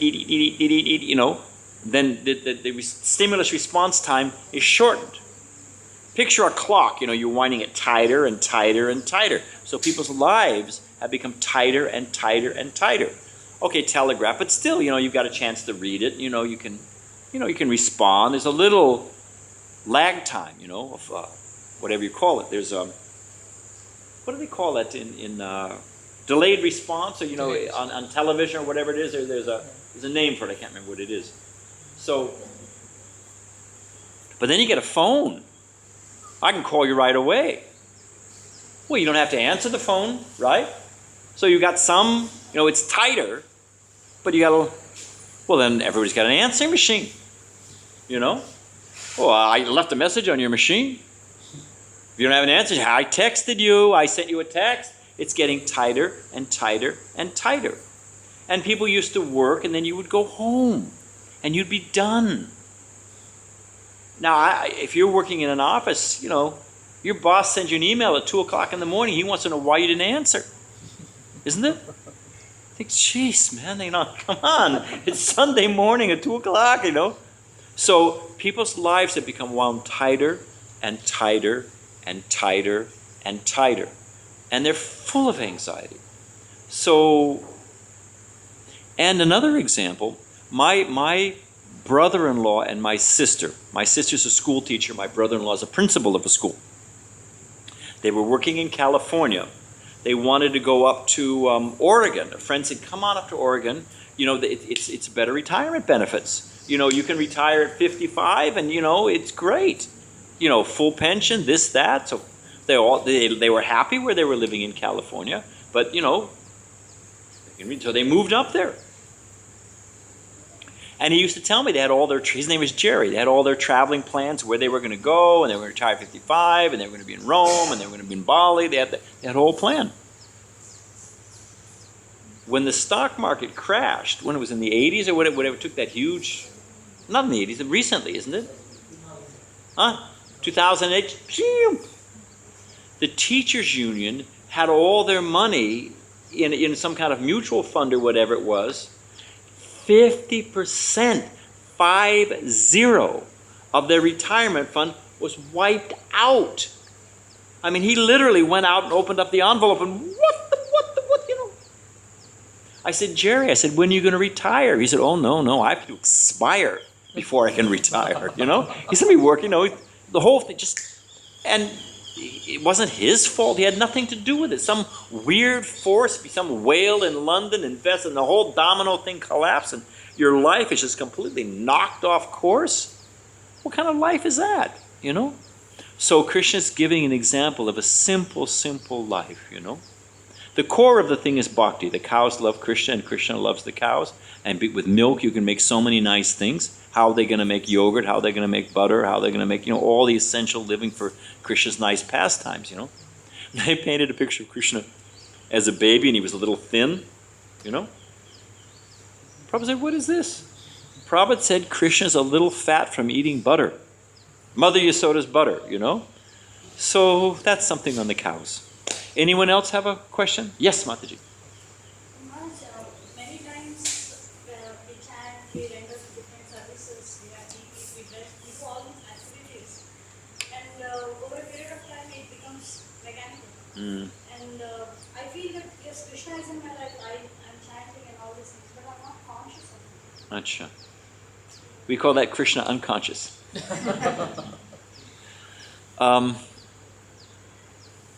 Well, there's a number of ways to answer that. And, in the beginning, sometimes we do something out of duty. And it's not, when we're a new devotee, we expect things to be a thrill at every moment. And it's true, in the beginning, all through devotional service, but especially in the beginning, Krishna gives a lot of mercy. Like, what is it? Like in the Bhagavatam, Narada Muni, Krishna appeared before Narada and then disappeared. And then again, Narada tried his meditation and Krishna didn't appear, but Krishna spoke to him and said, you won't see me again in this lifetime. So that darshan was to encourage Narada. Okay, it's real, let me follow it. So quite often we get a shot of bhakti in the beginning, just an incredible taste. Wait a minute, this is the real thing, And then Krishna says, okay, but you got to work for it. We have to purify our heart.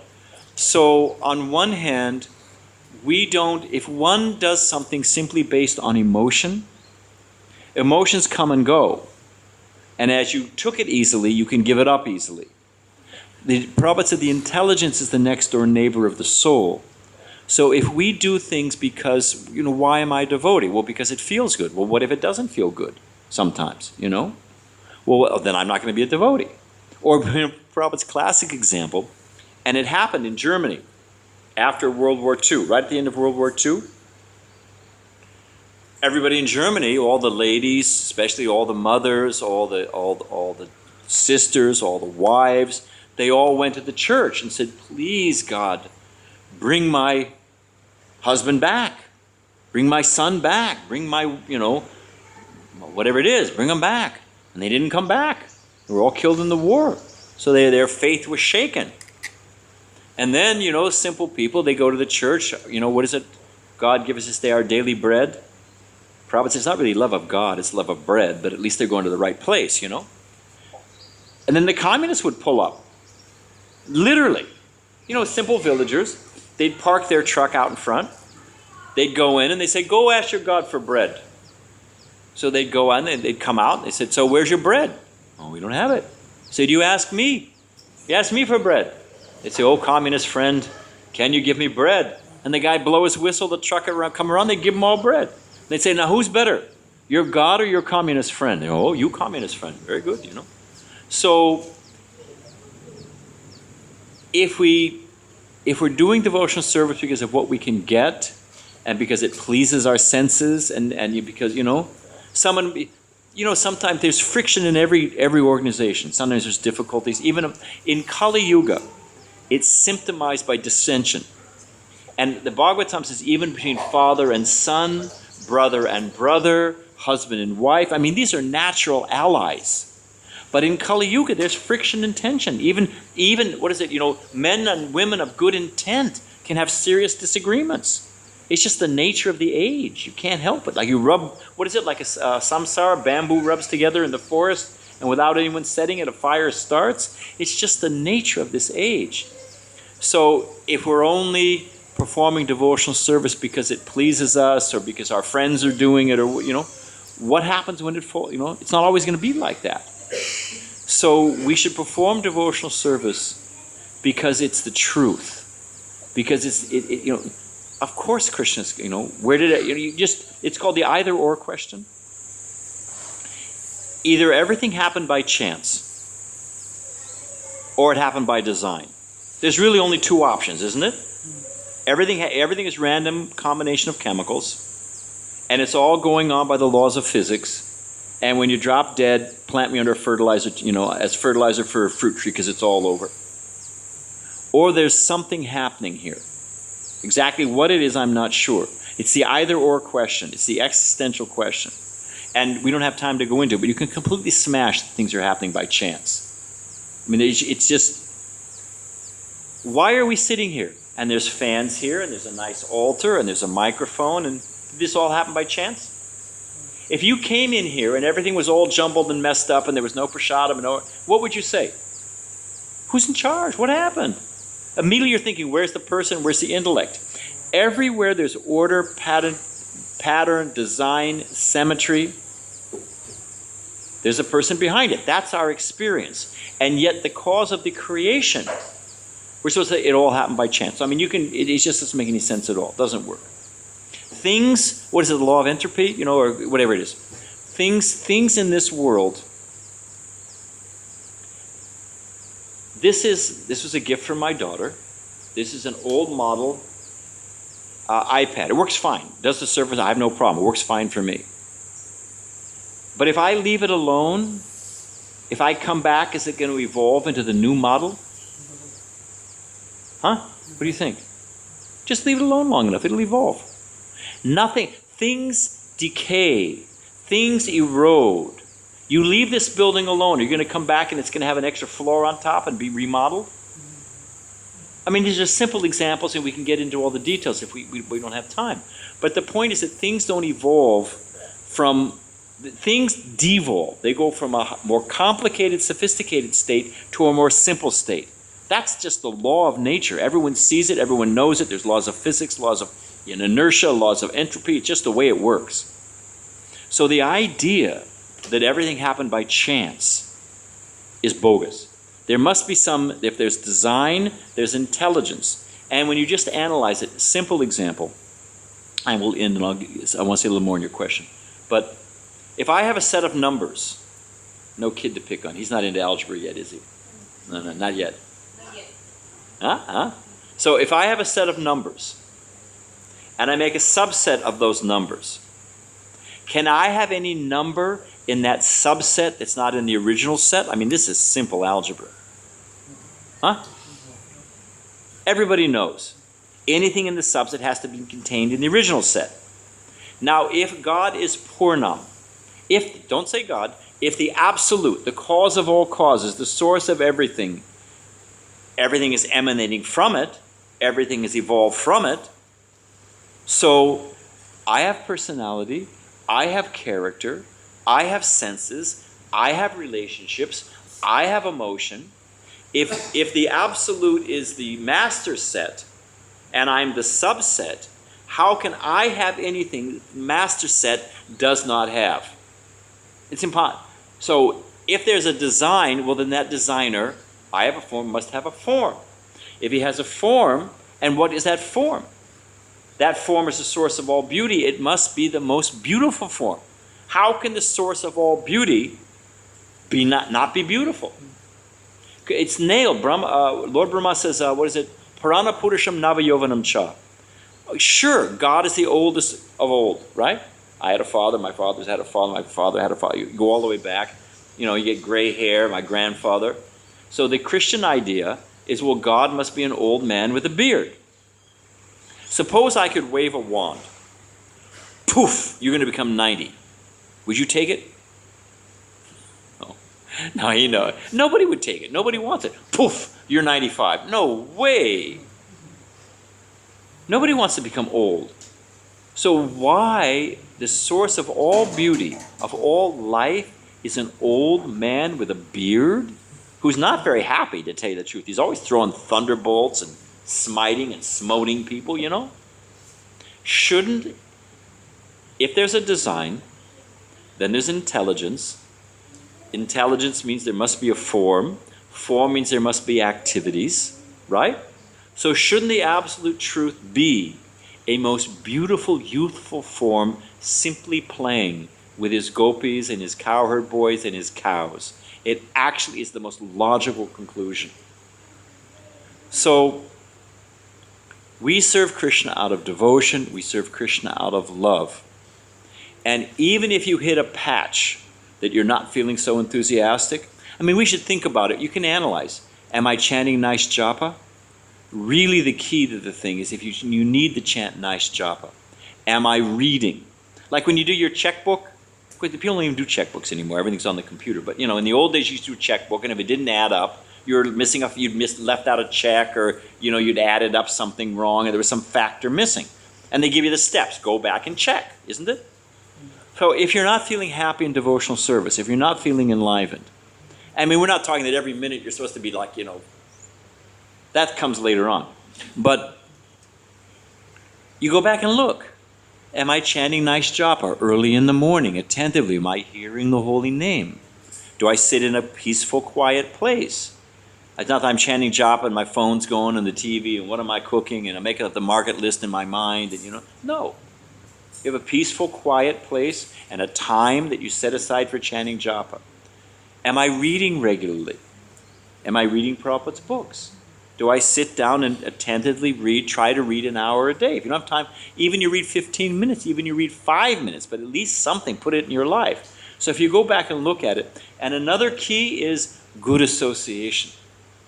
Look for good association, because that momentum will carry you. It'll help you. So it's not that bhakti is always, we're titillated at every minute, and if not, Krishna's not God. Check and make sure I'm following the process properly, because we should be happy. We should be feeling relief. Read Prabhupada's books, good association. And I guarantee you, you'll feel fine in no time. Yeah. Take one gulab jamun, go home, call me in the morning. You'll be fine. Anything else? Any other question? Advaita Prabhu had a question. Yes, Prabhu. I read somewhere it is written that humility is stage thing. Is what? Humility is a strange thing, okay? The minute you think you got it, you lost it. Well, again, did you finish your question? I didn't mean to interrupt. The question was that, yeah, if I'm thinking I'm humble, that means it's pride. So how does one become humble? Well, just that, we'll get back to that. But I remember I was trying to find out. I wasn't satisfied in my Christian tradition. It really was. It didn't give you a process of self-realization. And their concept of God was very vague. I mean, you know, there's some good moral truth in there. You know, they've got some good ideas, but there's really not much substance. So I was looking around, and I remember going to the Buddhists, you know, and I remember thinking, well, hang on a minute. Isn't the desire to become desireless a self-centered desire? Think about it, you know. The desire to become desireless is a self-centered desire. So, well, that doesn't work. So, and I heard Prabhupada's answer. I remember I heard on the Govinda album, and Prabhupada's reading from Srila Bhaktisiddhanta Saraswati Thakur, and he says, the devotee has no desire. Still they have variegated transcendental desires to satisfy their Lord in loving service. And it hit me like a ton of bricks. I said, that's it. Desire to serve Krishna. That's the proper that's a desireless desire. That how can I serve, how can I get nice flowers for Krishna, nice fruit for Krishna, how can I make whatever it is, spread Krishna's glories, maintain Krishna's temple, whatever it is, serve Krishna's devotees. So it's a desire, it's a desireless desire. I said, there's the answer. So again, it's this, I was saying the other day that somebody says, you know, I used to be proud, but now I'm perfect. You know, it's the same kind of thing, you know. So simultaneously, one and different. A devotee feels proud, and yet he feels humble. I'm proud to be a devotee. I'm proud that I have a bona fide spiritual master. I'm proud that I can serve, I can give something to the world. I worked as a teenager. It was a volunteer. Even in Laguna Beach, beautiful place to live, the ocean, sea breeze, nice scenery, so well-to-do people, nice place to live. They had a high suicide rate. And they had a high suicide rate even with teenagers. So they set up it's a true story. They set up a suicide crisis line. And they actually had teenage volunteers to counsel teenagers. So I was 16 years old. I volunteered because they didn't have enough money to hire enough people. So they had out called for volunteers. And they give you a little script that you read. You know, they say that suicide is a permanent solution to a temporary problem. You know, if you can just get them around the corner, you know, you get them around, you know, where there's a future, that once they start thinking of a future, there's happiness in the future, then they get out beyond the darkness they're under, you know. And so they give you, so I was getting teenagers, but evidently there was a backup on the adult line, and they transferred an adult to me. So I had my little script, true story, I had my little script. And I said to the guy, how did it go? I said, well, I said, are you married? He said, yeah. I said, well, what were you know, you're leaving a whole lot of guilt on your wife. You know, she'll feel horrible. You don't want to do that. He said, oh, my wife left me 2 weeks ago. I said, well, what about your kids? He said, oh, they're all in college. They only write me when they want money. I said, well, you've got your job. You've got your work. Well, I got fired. Well, you've got your health. At least, you know, you've got life. I was diagnosed with cancer. I mean, he went down my after a while, I thought, you know, where are you? I'll give you a push. You know, if you're standing on a leg, you know. I was not able to help. And I remember, it's true. I remember leaving feeling I was so depressed. I remember thinking, I can't actually help this guy.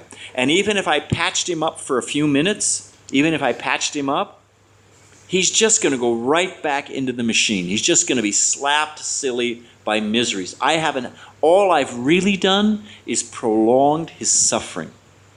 And it was an eye-opener for me, you know. Later on, when I learned Krishna, we can actually help people. There's so many people we've helped that we're going to commit suicide, or we're going to do this or that, so many different things. Or people with depression, I mean, so many things, you know. So, we should feel proud that I know Krishna consciousness. I have a bona fide spiritual master. I'm part of this wonderful ISKCON movement that's doing good all over the world. So we have pride, but we're also humble. It's not, they're simultaneously, you got to stop moving your head because I can't see him. I'm going dizzy trying to get around you. No, you just move over a little bit. That's good, you know. So, It's simultaneously one and different. You look at the great devotees, they're feeling that every Uttama Adhikari, by definition, one of the qualities of an Uttama, there's Kanista, then Madhyama, then Uttama is the top. Uttama Adhikaris, they're thinking that everyone else is a devotee. The devotees are all serving Krishna nicely. And even the materialists, they're all controlled by their karma and the modes of Prakriti, Kriya, Manani. They're completely controlled by their material nature. So they're all, on one hand, controlled. I know Krishna, and I haven't surrendered. I'm the most fallen of the fallen. So on one hand, devotees are feeling like that. And on the other hand, but it's not that's not a paralysis. It's not an immobilizing sentiment. When one feels low as a devotee, one loves the other devotees. Oh, see how nicely they're serving Krishna. A devotee also thinks, well, let me advance. Okay, I'm fallen. Should we stay fallen? No. Let me chant nice japa. Let me engage in Krishna service. So it's not a debilitating emotion.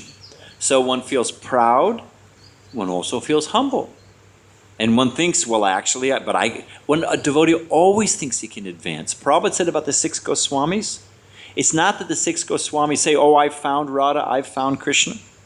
They're always calling, where is Radharani, where is Krishna? They're always seeking, they're always, how can we advance? So it's part of the mood of a Vaishnava. And it's part of the sweetness of bhakti. Is that okay? Okay. Don't worry. And maybe we should end there. But the other thing is that Krishna consciousness works. I remember, and we'll end here, I was a new devotee. I'm still trying to become a devotee. I'm working on it, but I was really young in those days. And I was in our Los Angeles ashram. I was telling Pamalochan Prabhu, we had no private clothing in the ashram. All the men, all of your clothes you just threw in one bucket, one barrel, and the devotee took it to the wash. One devotee washed everybody's clothes. That was his assignment for the day. And, we don't want to waste time for Krishna. Nobody folded anything. So all your clothes that come back in a big jumble, if you were a large, but all the larges were gone, you stuffed into a small. If you were small, we really looked like, I don't know what, So we learned over the years that, we should look nice for Krishna. At least look presentable. Anyway, Jayadvaita Swami was there, and he was looking for a t-shirt that fit him. Now, I was feeling frazzled. And, the devotee next to me had snored the night before. I couldn't get much sleep, and, I was rolling my chapatis, and, because, it's a long story, but anyway, I had to finish my quota of chapatis before I could have breakfast. But it took too long, and I got there was no khichdi left, and so all these little things had agitated my mind. My brother had called me and said, why don't you come? I'm living in Hawaii now. Come out to Hawaii. I got a place. Come on out. And I was thinking, well, I could practice Krishna consciousness in Hawaii, right? Why not? So my mind was agitated like this. So I had the wherewithal to ask Jayadvaita Swami. I said, Jayadvaita Maharaj. He was a brahmachari at the time. I said, being a devotee is tough. Sometimes you can't get along with the other devotees, and sometimes you're not getting a taste, or, all these things are happening. It's tough being a devotee. And I said, maybe I should just go chant Hare Krishna in Hawaii with my brother. And Jayadvaita Swami started saying, yeah, it is hard being a devotee sometimes. Yeah, controlling the mind is not easy. Yeah, the senses they're pushing, and sometimes living with the devotees, there's this one and that one. You would never put this mix of people together, but somehow or other we're all together, and yeah, I agree with you. So what is this? So he's trying to get rid of me? I thought, the temple president gave a tip, talk this guy so he'll leave, And then he finally said, it's tough being a devotee, but there's only one thing harder than being a devotee. The one thing harder than being a devotee? Not being a devotee. It's not, it's Prabhu, as they say in America, it's the only game in town. If we are intelligent, sumedasa, those who have sufficient brain substance, I'm not this body. This sense gratification is never going to satisfy me. even I'm king of the hill, it's all going to be gone, and I'm going to start all over again with nothing.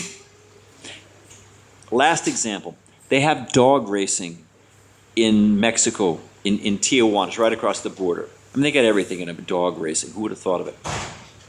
They have these dogs, you know, a greyhound? Yes. Greyhound, they're very sleek. So they have greyhound dog racings. And they have a fake rabbit. Looks like a rabbit. And the dogs are all, you know, they give them the real scent of a rabbit, and they see the rabbit. And bing, the rabbit's on a track. The rabbit, you know. And these dogs just, they're like knocking themselves out. They're racing at, everybody bets on, they never get the rabbit. They wind up right where they are. And every now and then, it happens to racehorses too, every now and then, you get a dog that says, hey, wait a minute, I'm knocking myself out. I'm going to run around this track in the sun. I'm going to wind up in the exact same spot, and I'm not getting the rabbit. I'm done. That's it. I'm not doing it anymore. You know, they get horses. You ring the bell, and the horse just doesn't go out. I said, I'm staying right. You guys can go. I'll wave to you as you're coming back around the track, you know. They're not going to do it anymore. You can use them for breeding, but once they get it, they're no good. You can never use them for breeding because they're not going to do it anymore. Shouldn't we have the brains of a dog or a horse? You know, I've done it. I've been Lord Brahma. I've been around and around. I've had 100 wives. I've done it all. And we're right back in the same spot. So if we have sufficient, there must be Krishna. There must be God. He can't be an old man with a beard. He's got to be beautiful and young, all attractive. He's got to have his best of associates. All the great saints are telling me the same thing. In every tradition, they say, this is not your home. Don't stay here. They all talk, whether it's Buddha or Jesus or Muhammad, they all say, this is not, wake up, my friend. This is not your home. There's a kingdom of God. Go there. So what else are you going to do? It's the only game in town. And there comes a point, I guarantee you, that it becomes easy. You know, I don't want to tempt Maya, but following the regulative principles, you just don't want anything. If you have a nice gulab jamun and somebody offers you, we had a man who left the San Diego temple. This was in St. Louis temple. He was gone one night. He was living for about 6 weeks and then he was gone. Brahmachari, trying to be brahmachari. And I saw him later on Harinam. It was Leon. I said, Bhakta Leon, what happened? You know, and I was thinking, was it the philosophy, or was it you know, the austerity, or was it, you know, what happened, you know? And he confided me. He missed this pickled, barbecued pig's ear sandwiches. Can you imagine such a thing? The ear of a pig, fermented, then put in barbecue sauce, barbecued in part of a sandwich. I mean, how do they even get the idea to eat such a thing, you know? So, and for that, but in the same way, whatever we're attracted to, it's compared to Krishna, it's nothing. So, if we're intelligent, we'll become dedicated. And the point comes that you look at these other things, I don't want it. I just want Krishna. I was at last thing. I don't want to keep people much longer, but I was on a morning walk with Prabhupada. Sometimes Prabhupada would chant. Sometimes he was quiet. Sometimes Prabhupada would talk, you know. Usually he would talk because he was trying to educate us how to see this world, you know. But this walk, Prabhupada was quiet. He was just chanting japa. And then he stopped and he turned to us and he said, I know you're all atheists, but there really is Krishna. And he just turned around and kept right on walking, you know. So I thought, okay, Prabhupada was, Krishna's real. And all the great saints and sages and acharyas, the best minds on the planet, they say it. Okay, we should end there. Thank you for sitting so patient. I can take your question later on, but it's late. Thank you, Prabhu. Hare Krishna. Hare Krishna. His Holiness Bhaktivinoda Maharaj ki. Can I just quickly, when he says His Holiness, I'm always very embarrassed by this. And I'll tell you how I think I'm full of holes. I've got all kinds of anartha. So yes, I am your holiness. I'm full of holes. That's the only way I can take it. But thank you, Prabhupada. Tomorrow morning will be Maharaj's last session with us. It will wrap up our program. This evening, we have devotees who will be at the Gauranga Center who are not at the retreat. And if we don't bring Maharaj there, they are going to raise a lot of hell. So many devotees will look forward to seeing Maharaj at the Gauranga Center. But we have a